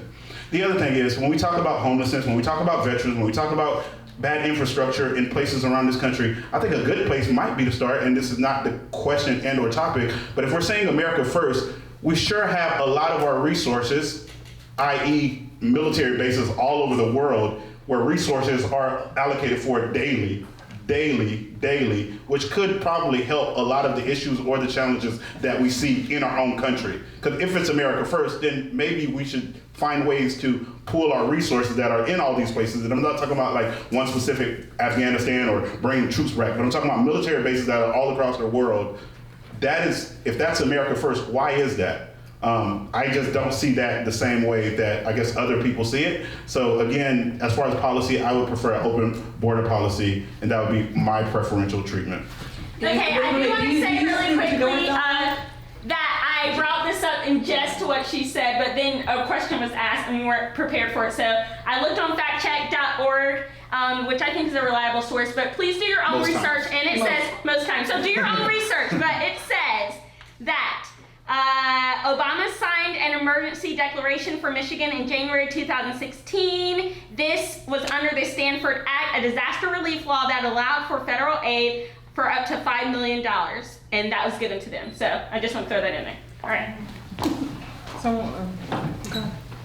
Do you sleep with your doors unlocked?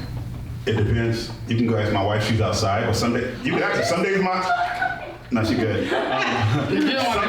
Some days I don't lock my car, and she looks at me like I'm crazy. Just two or three days ago, she went to work, or she was leaving for work, and there was a law enforcement officer outside, and she said, hey, did you lock your car last night? I was like, I don't know what happened. She was like, because a whole bunch of cars here got broke into. Now, I went outside, my laptop was still there, money in front of the glove compartment was still there, a firearm was still there, and I was like, well, I guess I didn't get caught.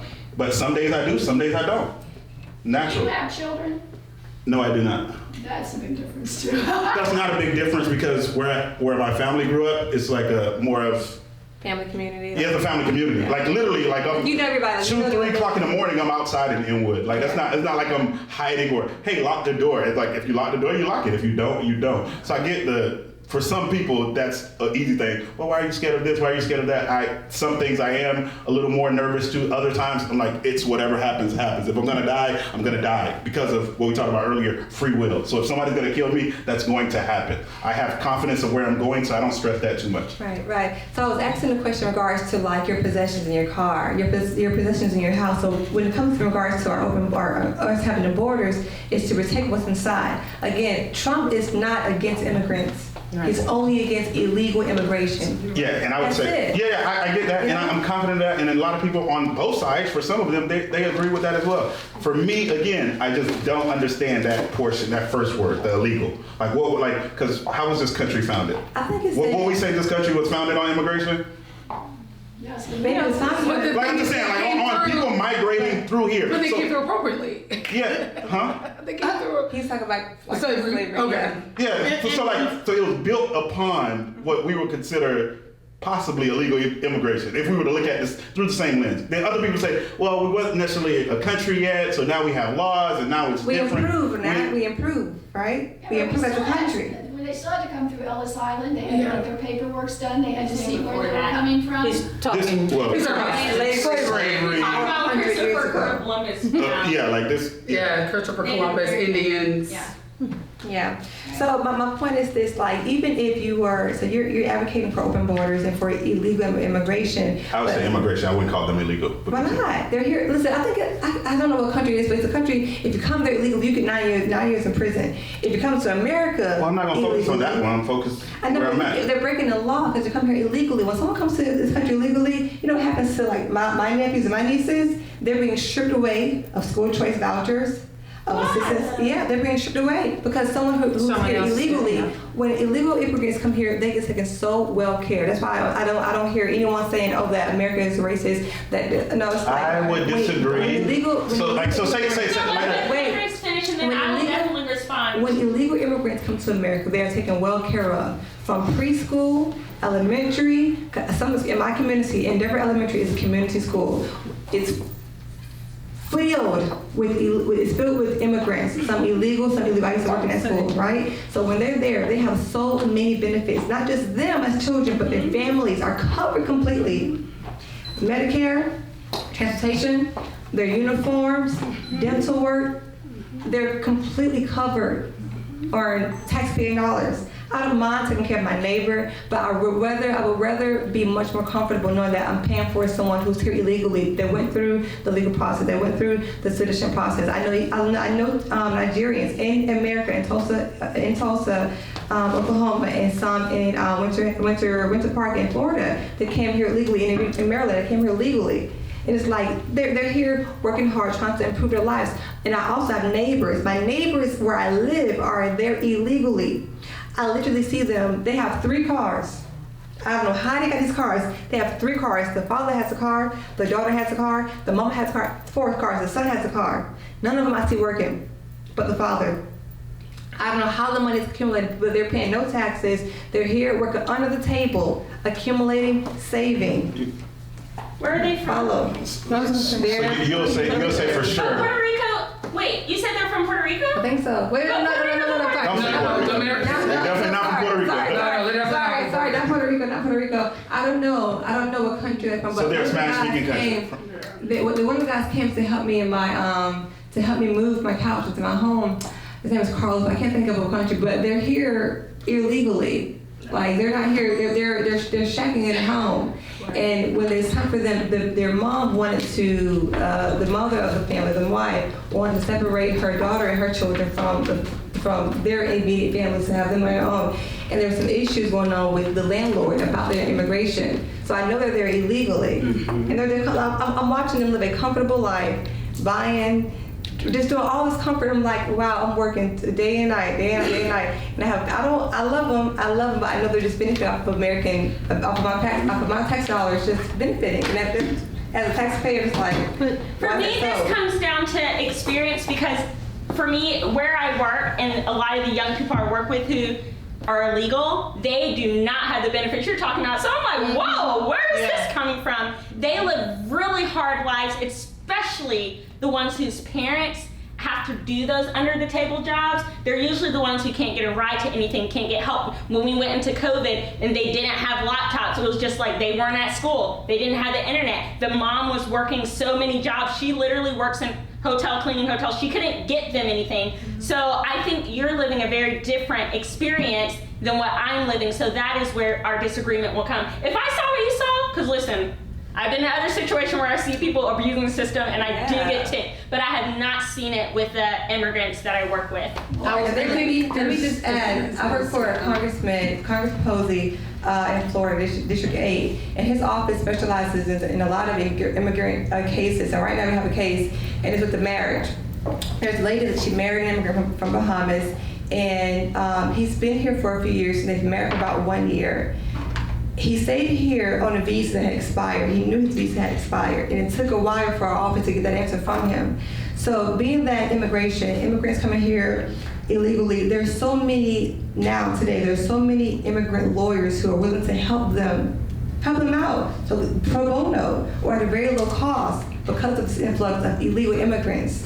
And I'm telling you, there's many lawyers. I have a list of them. There's lawyers and different offices that are willing to help illegal immigrants here. But it's like, wow, just imagine the time and money that could be saved if they just came here legally. It's like, we take care of you, but it's like, just come into the country legally. That's all I'm saying. And I will say, I think a lot of people do come into the country legally, and the immigration process is not an easy one. And trying to get your papers in order and get all the lawyers in order and all that stuff, it's not okay, I got a lawyer, I'm going to get it done this today and it's fixed today. It takes months, sometimes years for people to do that. And so, and in that status, let's say, you know, in a year or two your stuff is coming up and you're trying to work on that, it may not be done in that time, and then you become illegal. You may not have started illegally, but you became illegal and you're still trying to work that process. I just feel like it's not just like everyone came here illegally and now they're just living it up. And because people have immigration status issues doesn't even mean that they're still illegal. They still can be legal and still having, where we don't want to entertain further things, because at this point you may run out of time and you may become illegal, and so we're not going to help you.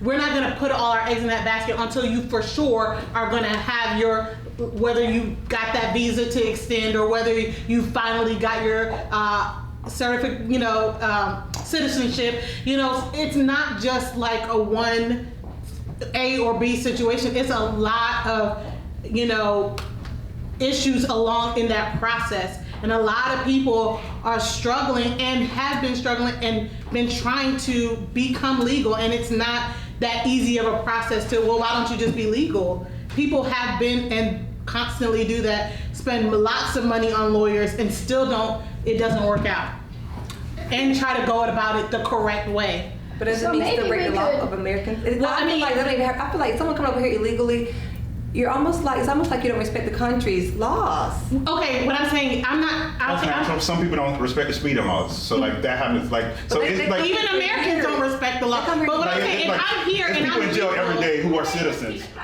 No, I'm saying it's just people every day. No, we good. Yeah. It's people every day who are in jail who don't, I guess you say, abide by the law, who are law-abiding citizens. I'll just say this, and I'll close with this part when it comes to the immigration situation. There are people who some would consider illegal, but our government has given them work visas or work permits, so they could be illegal by a certain individual's classification, but they are paying taxes. Mm-hmm. So it's not just your tax dollars that are going to them. They're working legit jobs where their money is getting right back into the company. And many of them can't get certain benefits. Like I have, as Sabrina had mentioned, young people who we work with, or young adults, or young professionals, before one of them call us out, young professionals who we work with, who they can't get a Pell Grant. They can't apply for FAFSA. Right. They're paying out of pocket for everything, but they're working and paying taxes. But they don't receive any of the benefits that they're actually paying into, which is mind-boggling to me as an individual, because it's like, you're paying the same taxes I'm paying, but because you're considered an immigrant without a status, and I'm considered a citizen, I get these benefits that we're both paying for. That's America.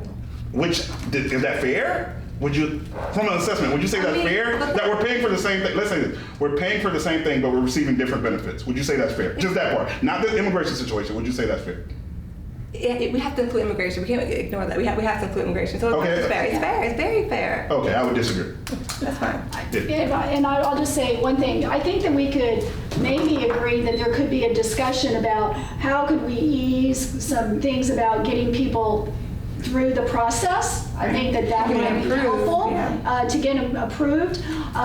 Yes, we were built on immigration. Almost all of that was legal immigration, but maybe most of that was legal immigration. Not all of it. I understand that. Okay. But I think that if the discussion now should be, if we want more immigrants in, and that discussion has happened throughout the whole history of the United States. Let's have that discussion and what that takes to get more immigrants in legally, and to I think it is valid, it is very valid to say, okay, if we want them in legally, How do we help them do that? Are we prepared? Do we have enough hospitals? Do we have enough this, that, and the other to account for all of it?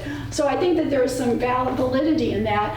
I was just going to point to your open border thing, just from I always take everything back biblically, but because this audience is Christian audience, this is just food for thought.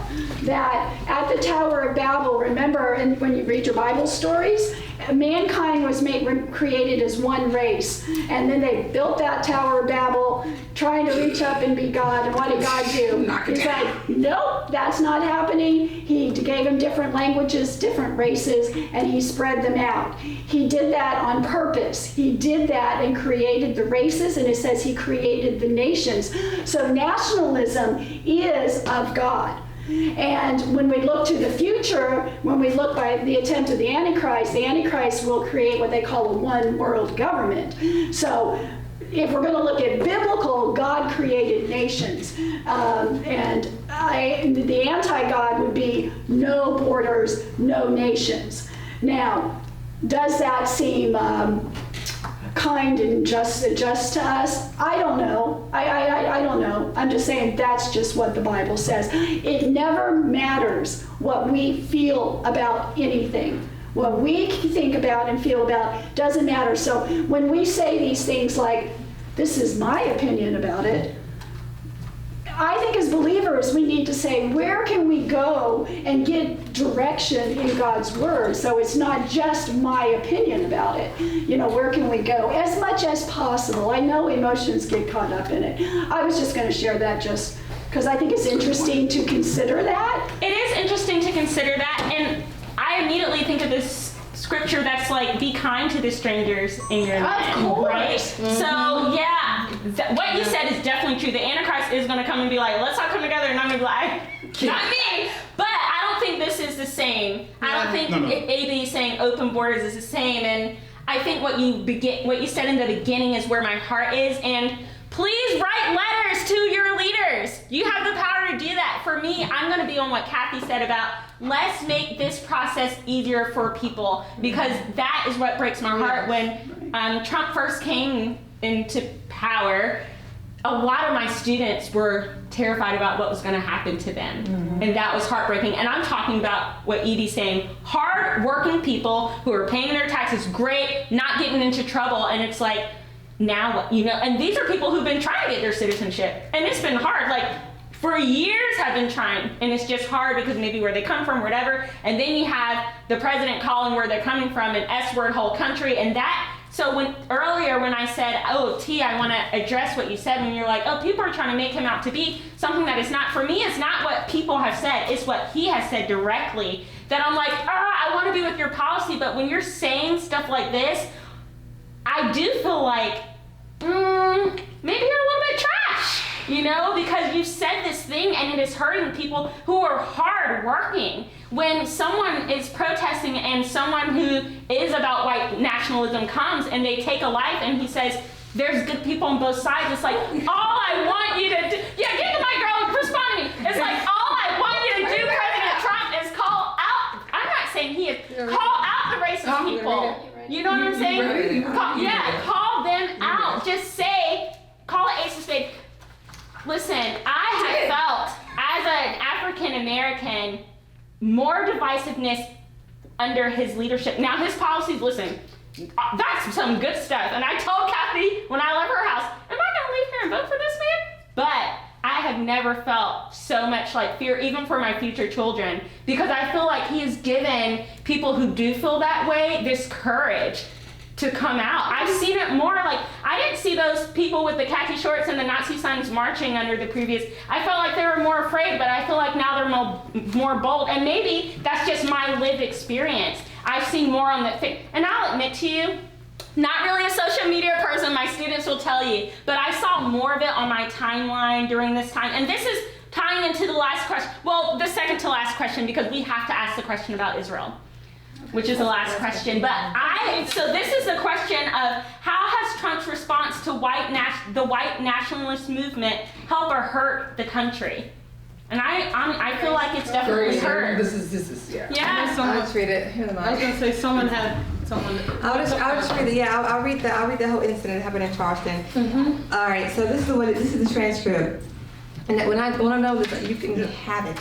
No, I don't want it. This is the transcript. All right. Yeah, So the reporter, I'll start with the reporter. He says, okay, you said, this is the reporter, you said there was hatred and violence on both sides. Trump, I do think there is blame. Yes, I think there is blame on both sides.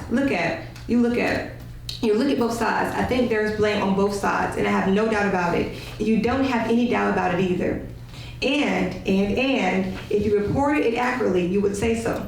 Reporter, the neo-Nazis started this thing. They showed up in Charlottesville.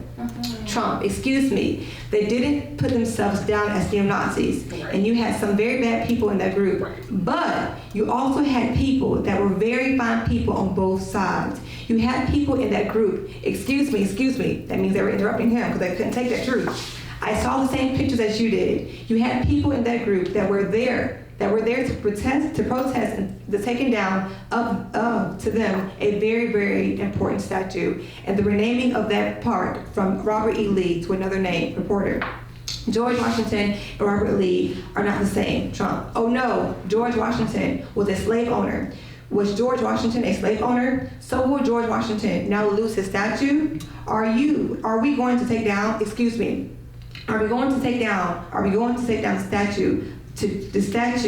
take down statues to George Washington? How about Thomas Jefferson? What do you think of Thomas Jefferson? You like him? Okay, good. Are we going to take down his statue? He was a major slave owner. We are going to take down his statue. You know what? It's fine. You're changing history. You're changing culture. And you have people. I'm not talking about the neo-Nazis and the white nationalists because they should be condemned totally. But you had many people in that group other than neo-Nazis and white nationalists, okay? And the press has treated them absolutely unfairly. Now, and the other group also, you had some fine people, but you also had troublemakers. And you see them come with the black outfits and with the helmets and with the baseball bats.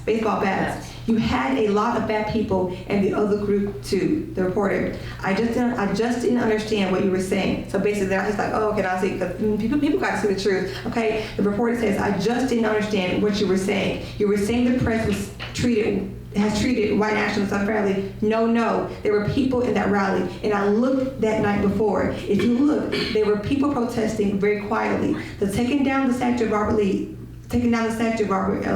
E. Lee. I'm sure in that group there were some bad ones. The following day, it looked like they had some rough, bad people, neo-Nazis, white nationalists, whatever you want to call them. But you had a lot of people in that group that were there to innocently protest and very legally protest, because I don't know if you know, but they had a permit and the other group didn't have a permit. So I only tell you this.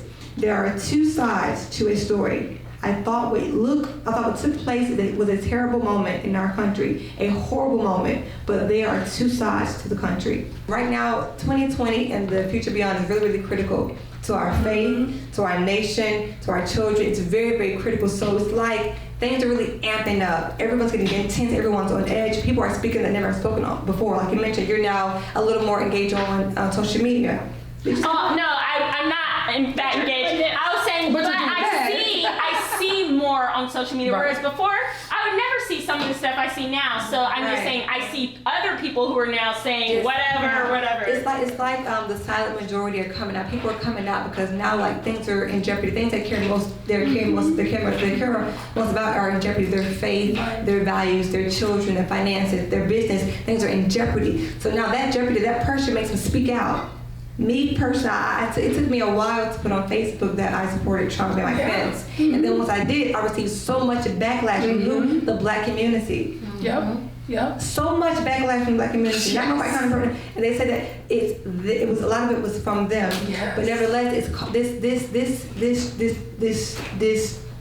the process of the presidency right now. And I said before, Trump is testing a lot of Christians' faith right now. Trump is? Yeah. The president. Oh, no, I would not agree with that. What I'm saying, when I say he's testing our faith right now, because you're beginning to see who's who and what's what. But we saw that that before. You're talking about being able to tell the sheep from the goats, and I feel like we, as Christians, with the Holy Spirit and the gift of discernment, way before Trump. But it's more prevalent now, even within the churches. You're now seeing pastors represent. If anything, I'm seeing people make a complete, just be really irresponsible, and maybe that's what you mean by that, but I'm not seeing it in a good way. I feel like I knew who was mature in their faith and who wasn't before Trump, but some pastors I see be really irresponsible, and that's why I wanted to have this forum, because I knew the Christians in this room could disagree and talk and be responsible and mature. And this is what I need you guys to do as Christians. Please don't get on Facebook just calling someone stupid or an idiot and not know a thing about policy, a thing about legislation, not be able to back up what you're saying with the Bible, because we're Christians and we ascribe to that. And hopefully you were able to do that before Trump, and you'll be able to do that long after him. So that's my response to the that. important thing, like what Grace just did was interesting. She put context to things that were said about Trump. That happens a lot, is that things are taken out of context. There's the MS-13 context about animals, where he was referring to the drug, that gang members that chop people up. They're the animals. Even that's kind of kind, okay? But if you take it out of context, just like if you take the Charlottesville thing out of context, you're only getting fed part of that story. So it's creating a narrative about Trump that we're trying to say is not true. And then we know the way Facebook algorithms work. So as soon as you pay attention to one thing, then that's all that's going to pop up. That's why you're seeing things like that, is that this stuff is going to pop up because you expressed an interest in it. I pay attention to different things, so different things pop up. So we're getting both of us are getting skewed views. Well, I'm seeing my students' views. I'm not seeing like random news. Honestly, I get most of my news from you and Evie. Yeah. I told the podcast that the other day. But what I'm seeing, people that I've known. So I apologize if I wasn't clear on that. What I'm seeing is that people that I've known for years, like Grace was saying, maybe they're feeling the pressure for whatever reason, get into these arguments. I've seen people say, a former Sunday school teacher of mine say, if you don't do this, you can delete me. We're not friends anymore. And I'm like, I love you, I respect you. What is happening in the world? So it's not so much that I'm clicking on things that I'm interested in because I'm not on Facebook enough for that. But is that kind of like, and maybe it's because, like Grace said, people are feeling the pressure, but hopefully you are strong in your faith before this and you're going to be strong after. And I don't think Trump, for me, is not a deciding factor about my faith. You know, I was telling them I saw a billboard that said, only God and Donald Trump can save America. And for me, in my spirit, that was troubling because I'm thinking, only God, period. Okay? Now, God can use any of us. He's using Grace. He's using all of us he definitely uses Kathy, right? But it doesn't, any time in history that we put someone on that pedestal, it never goes well from there. I'm not saying he's not doing things that don't help us, because he's helping Christians, absolutely. Well, also a man put the billboard up. Yeah, a man put that billboard up, girl. Jesus didn't do that. All right, so I'm not moderating, and we do have one more question, but I want you guys to respond to this, and then, I just wanted to say, though, that there are things like, just like when Obama was president, people use what he was saying, and everyone uses whatever fits their narrative, but there are things that Trump has said out of his own mouth that have, like Sabrina said, caused divisiveness, has been insulting, has been difficult and painful and horrible. There are things that he has said out of his mouth in the context in which he meant it. So I'm not going to act as though, for me, okay, I'll just say, for me, I appreciate people who can say, this is what I'm going with this, I agree with this, whether it's a party, let's say, well, for this context, let's say I agree with this party, but I'm mature and thinking, smart enough to say, I agree with this party, but not everything. Or I'm behind this leader for this A, B, C, D, F, G. But what they did on this situation was incorrect. Like, right? I'm not saying that you guys are not mature. Please don't take. That's not okay. Because that's not me. That was not my intention. Yeah. Okay. Good. I just didn't want to come across to say that. I mean, I just wanted to say that there are things that he has done and has said that have been troublesome, to say the least. And, go ahead. No, you go ahead. I would say this shortly. Two things about the white nationalists, and one of the transcript that was read was from the Charlottesville. Be reminded that it was one-on-one interview of one of his remarks, and another one was a press conference. So the press conference was probably one of the ones that a lot of people was frustrated. He had two to three different remarks after the Charlottesville case, and not just that transcript. My phone went dead, so I can't pull it up. So I'm just encouraging the viewers to go watch all of his words after that, and not just what was just read. But he did condemn white nationalists. He did condemn them clearly, multiple times. He did condemn them. Yeah. No, I'm just telling them to watch more than one thing. Go watch it. Yeah. Go watch it. I mean, I wholeheartedly go watch it. Go research for yourself. I think where we got lost in 20, well, not me, but I think where a lot of people got lost was that for the Black community, a lot of it was, and minority community, I want to say Black, minority communities, that we usually hear a little bit more pandering, right? Like, hey, Black people or brown, come vote for me. And we hear this direct conversation. Trump didn't do that. He said, hey, Americans, what's going on? We need to have a real talk. And when he came out and says, what do you have to lose? I thought he just lost the entire Black vote. I'm like, honey, what did you do? But I sat for 30 seconds, and he ultimately became the only Republican that had the highest Black vote ever. Okay, so this tells you that people are listening. And with Charlottesville, there were white people out there protesting who weren't white nationalists. Like, I'm sorry, Robert E. Lee is a part of our history. Whether you like it or not, it's a part of American history. He was a Confederate general that did good things. He may not have been on the side of whatever, but the thing is, he's a part of our history. Let's not forget our history. Slavery is a part of American history. It's just not Black history. I think we need to go to these things. Statues and monuments that they were protesting to take down, it's like, no, why? Why are we doing this? Because, oh, it's a Confederacy. Okay, who cares? It needs to be a part of our history, because my children need to know the whole picture. They were also taking down abolitionists. Exactly. And the thing is that we got wrapped up with the white nationalists. Okay, they're there. But let me tell you something. The 2% of the KKK white nationalists is the least of the minority concerns. We have bigger fish to fry. And that was the thing. And Trump, like I said, he doesn't sit there and pander. And that's where a lot of people get upset. We don't need to pander. We're Americans. And that's it. And you know, I've had to come to terms with that. Like, even on my little Instagram, I'm like, oh, my Jamaican flag's up there. Put that American flag up there, girl. Like, I need to start representing the place that I live, because I live here and I care about it. And I think we're getting lost. I would just say, right, and I was gonna say, I don't think taking down a statue eliminates your history. Right. The history is the history, period. But I don't think everything that is historical needs a monument to it either. And I don't think taking down a statue, whatever the statue is, means that we've now erased it and it no longer exists and we don't need to know about it. I think we do need to know about our history, good, bad, ugly, and indifferent. And there's books for that. There's lots of ways to learn. Girl, books. Remember that? Books. I think there's a lot of ways to remember history, to retell history, and for the stories to be told on and on and on. And I don't think, I think that taking down a statue doesn't eliminate that or make it go away like it never happened before. Right. All right, wait. You can go ahead. No, that was basically the same thing. Okay, yeah. May I just bring up? All right, last question, and one of us is Just one quick thing. Of course. I think when you say, and I tend to agree with you. That's a symbolism. You know, it's not like not everybody goes and sees it and says, "Ooh, how," And I get that.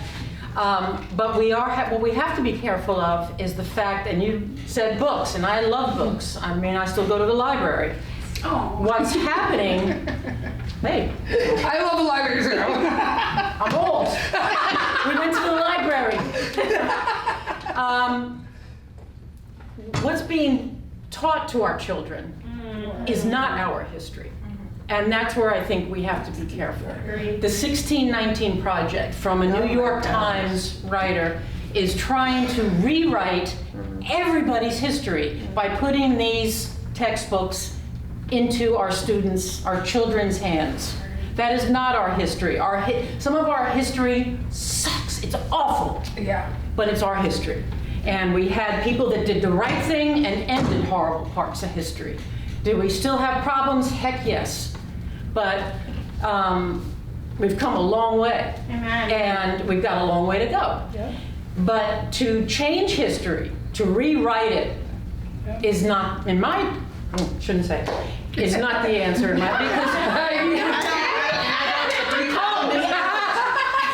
Yeah, no, Jody, I would say I totally agree with you. You can't rewrite history, or you can say you can't, because you can do whatever you want. You should not attempt to rewrite history. And as we continue to tell people to go do their own research and look at stuff, and you mentioned the 1619 Project, I'll also tell people that's a project that people are working on, but it's a project that has already been done, which is a textbook that maybe you used, who are watching or here in your own school, but McGraw-Hill in their textbooks in Texas, it doesn't even say that we had slavery coming to America. It say we had workers, where kids right now are learning or have learned in the past decade that there wasn't even slavery, that it was workers. So they're hearing, oh, it was workers that came from Africa and not slavery.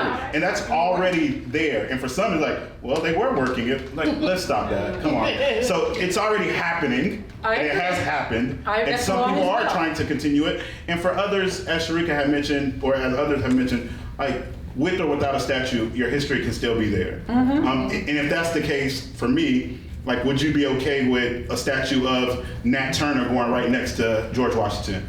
Or would you be comfortable with Louis Farrakhan going right next to he's a part of history. Yeah, but most people would be like, no, we're not going to do that. So if we're just honest, and that's only if you lean left or you lean right, just people being honest. I'm not so disagreeing. some people are okay with statues and others not so much, or some people are okay with specific statues of specific people. And I'm saying that I'm not okay. I'm saying, agreeing with what you are saying. I mean, if that's kind of textbook is in a school, it should not be there. Right. And nor should be the 1619 Project, which teaches young minds at a very young age that America is evil. That's a sentence in that book. Now, America is not evil, because if America was evil, Every nation. hundreds of thousands of people would not be We can look coming at here. African content right now. And that There's a brings lot us of back to immigration. Everywhere. Everybody wanted to come here. And I They think still that's do. definitely where you come from, because some people have been treated evilly, in an evil manner by people from America, and so in their perception, they have done this injustice to me. I feel that they are evil. Some people, who have been, people have come in from the other countries and from our country and done what they felt that they needed to do for whatever reason, and for that person seeing their person killed or whatever, they could look at that and be like, wow, look at these people, they must be evil. So, as Evie encouraged you, as all of us encourage you, do the research. Because I hadn't even heard of the 1619 or what That was in the New York McGraw-Hill, Times. and I know I had some. Yeah. I don't read the New York Times. Don't judge me. But It's a vocabulary builder for those taking your GRE. yes. I'll put that out there. Those are things that I'm going to look more into. Now, our final question, which I'm very excited about, because as a Christian, I've read through the Bible 2 times. I've done all the programs that my church has had me to do. I've done the Sunday school teacher. I even preached once. God, woo, that was I'm not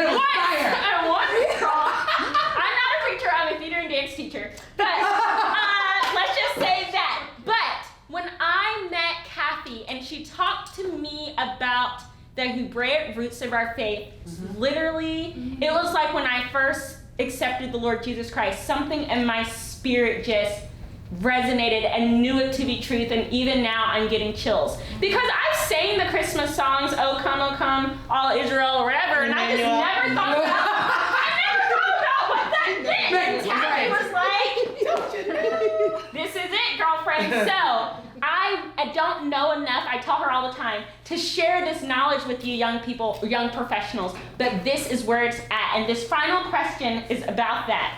Recently, the Norwegian Parliament nominated President Trump Yep. for the 2021 Nobel Peace Prize based on Trump's administration's Israel-UAE peace deal, also known as the Abraham Accord. What, if any, is the U.S.'s responsibility to contributing to peace in the Holy Land and supporting Israel as an ally? All right. There's multiple ways to look at it. If you want to just look at pure secularism, Israel is the.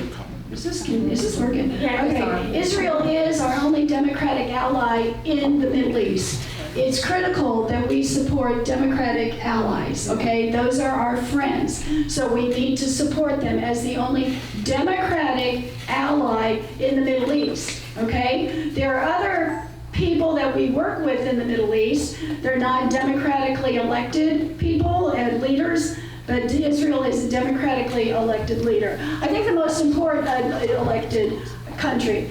The most important thing, though, is we are all believers here, okay?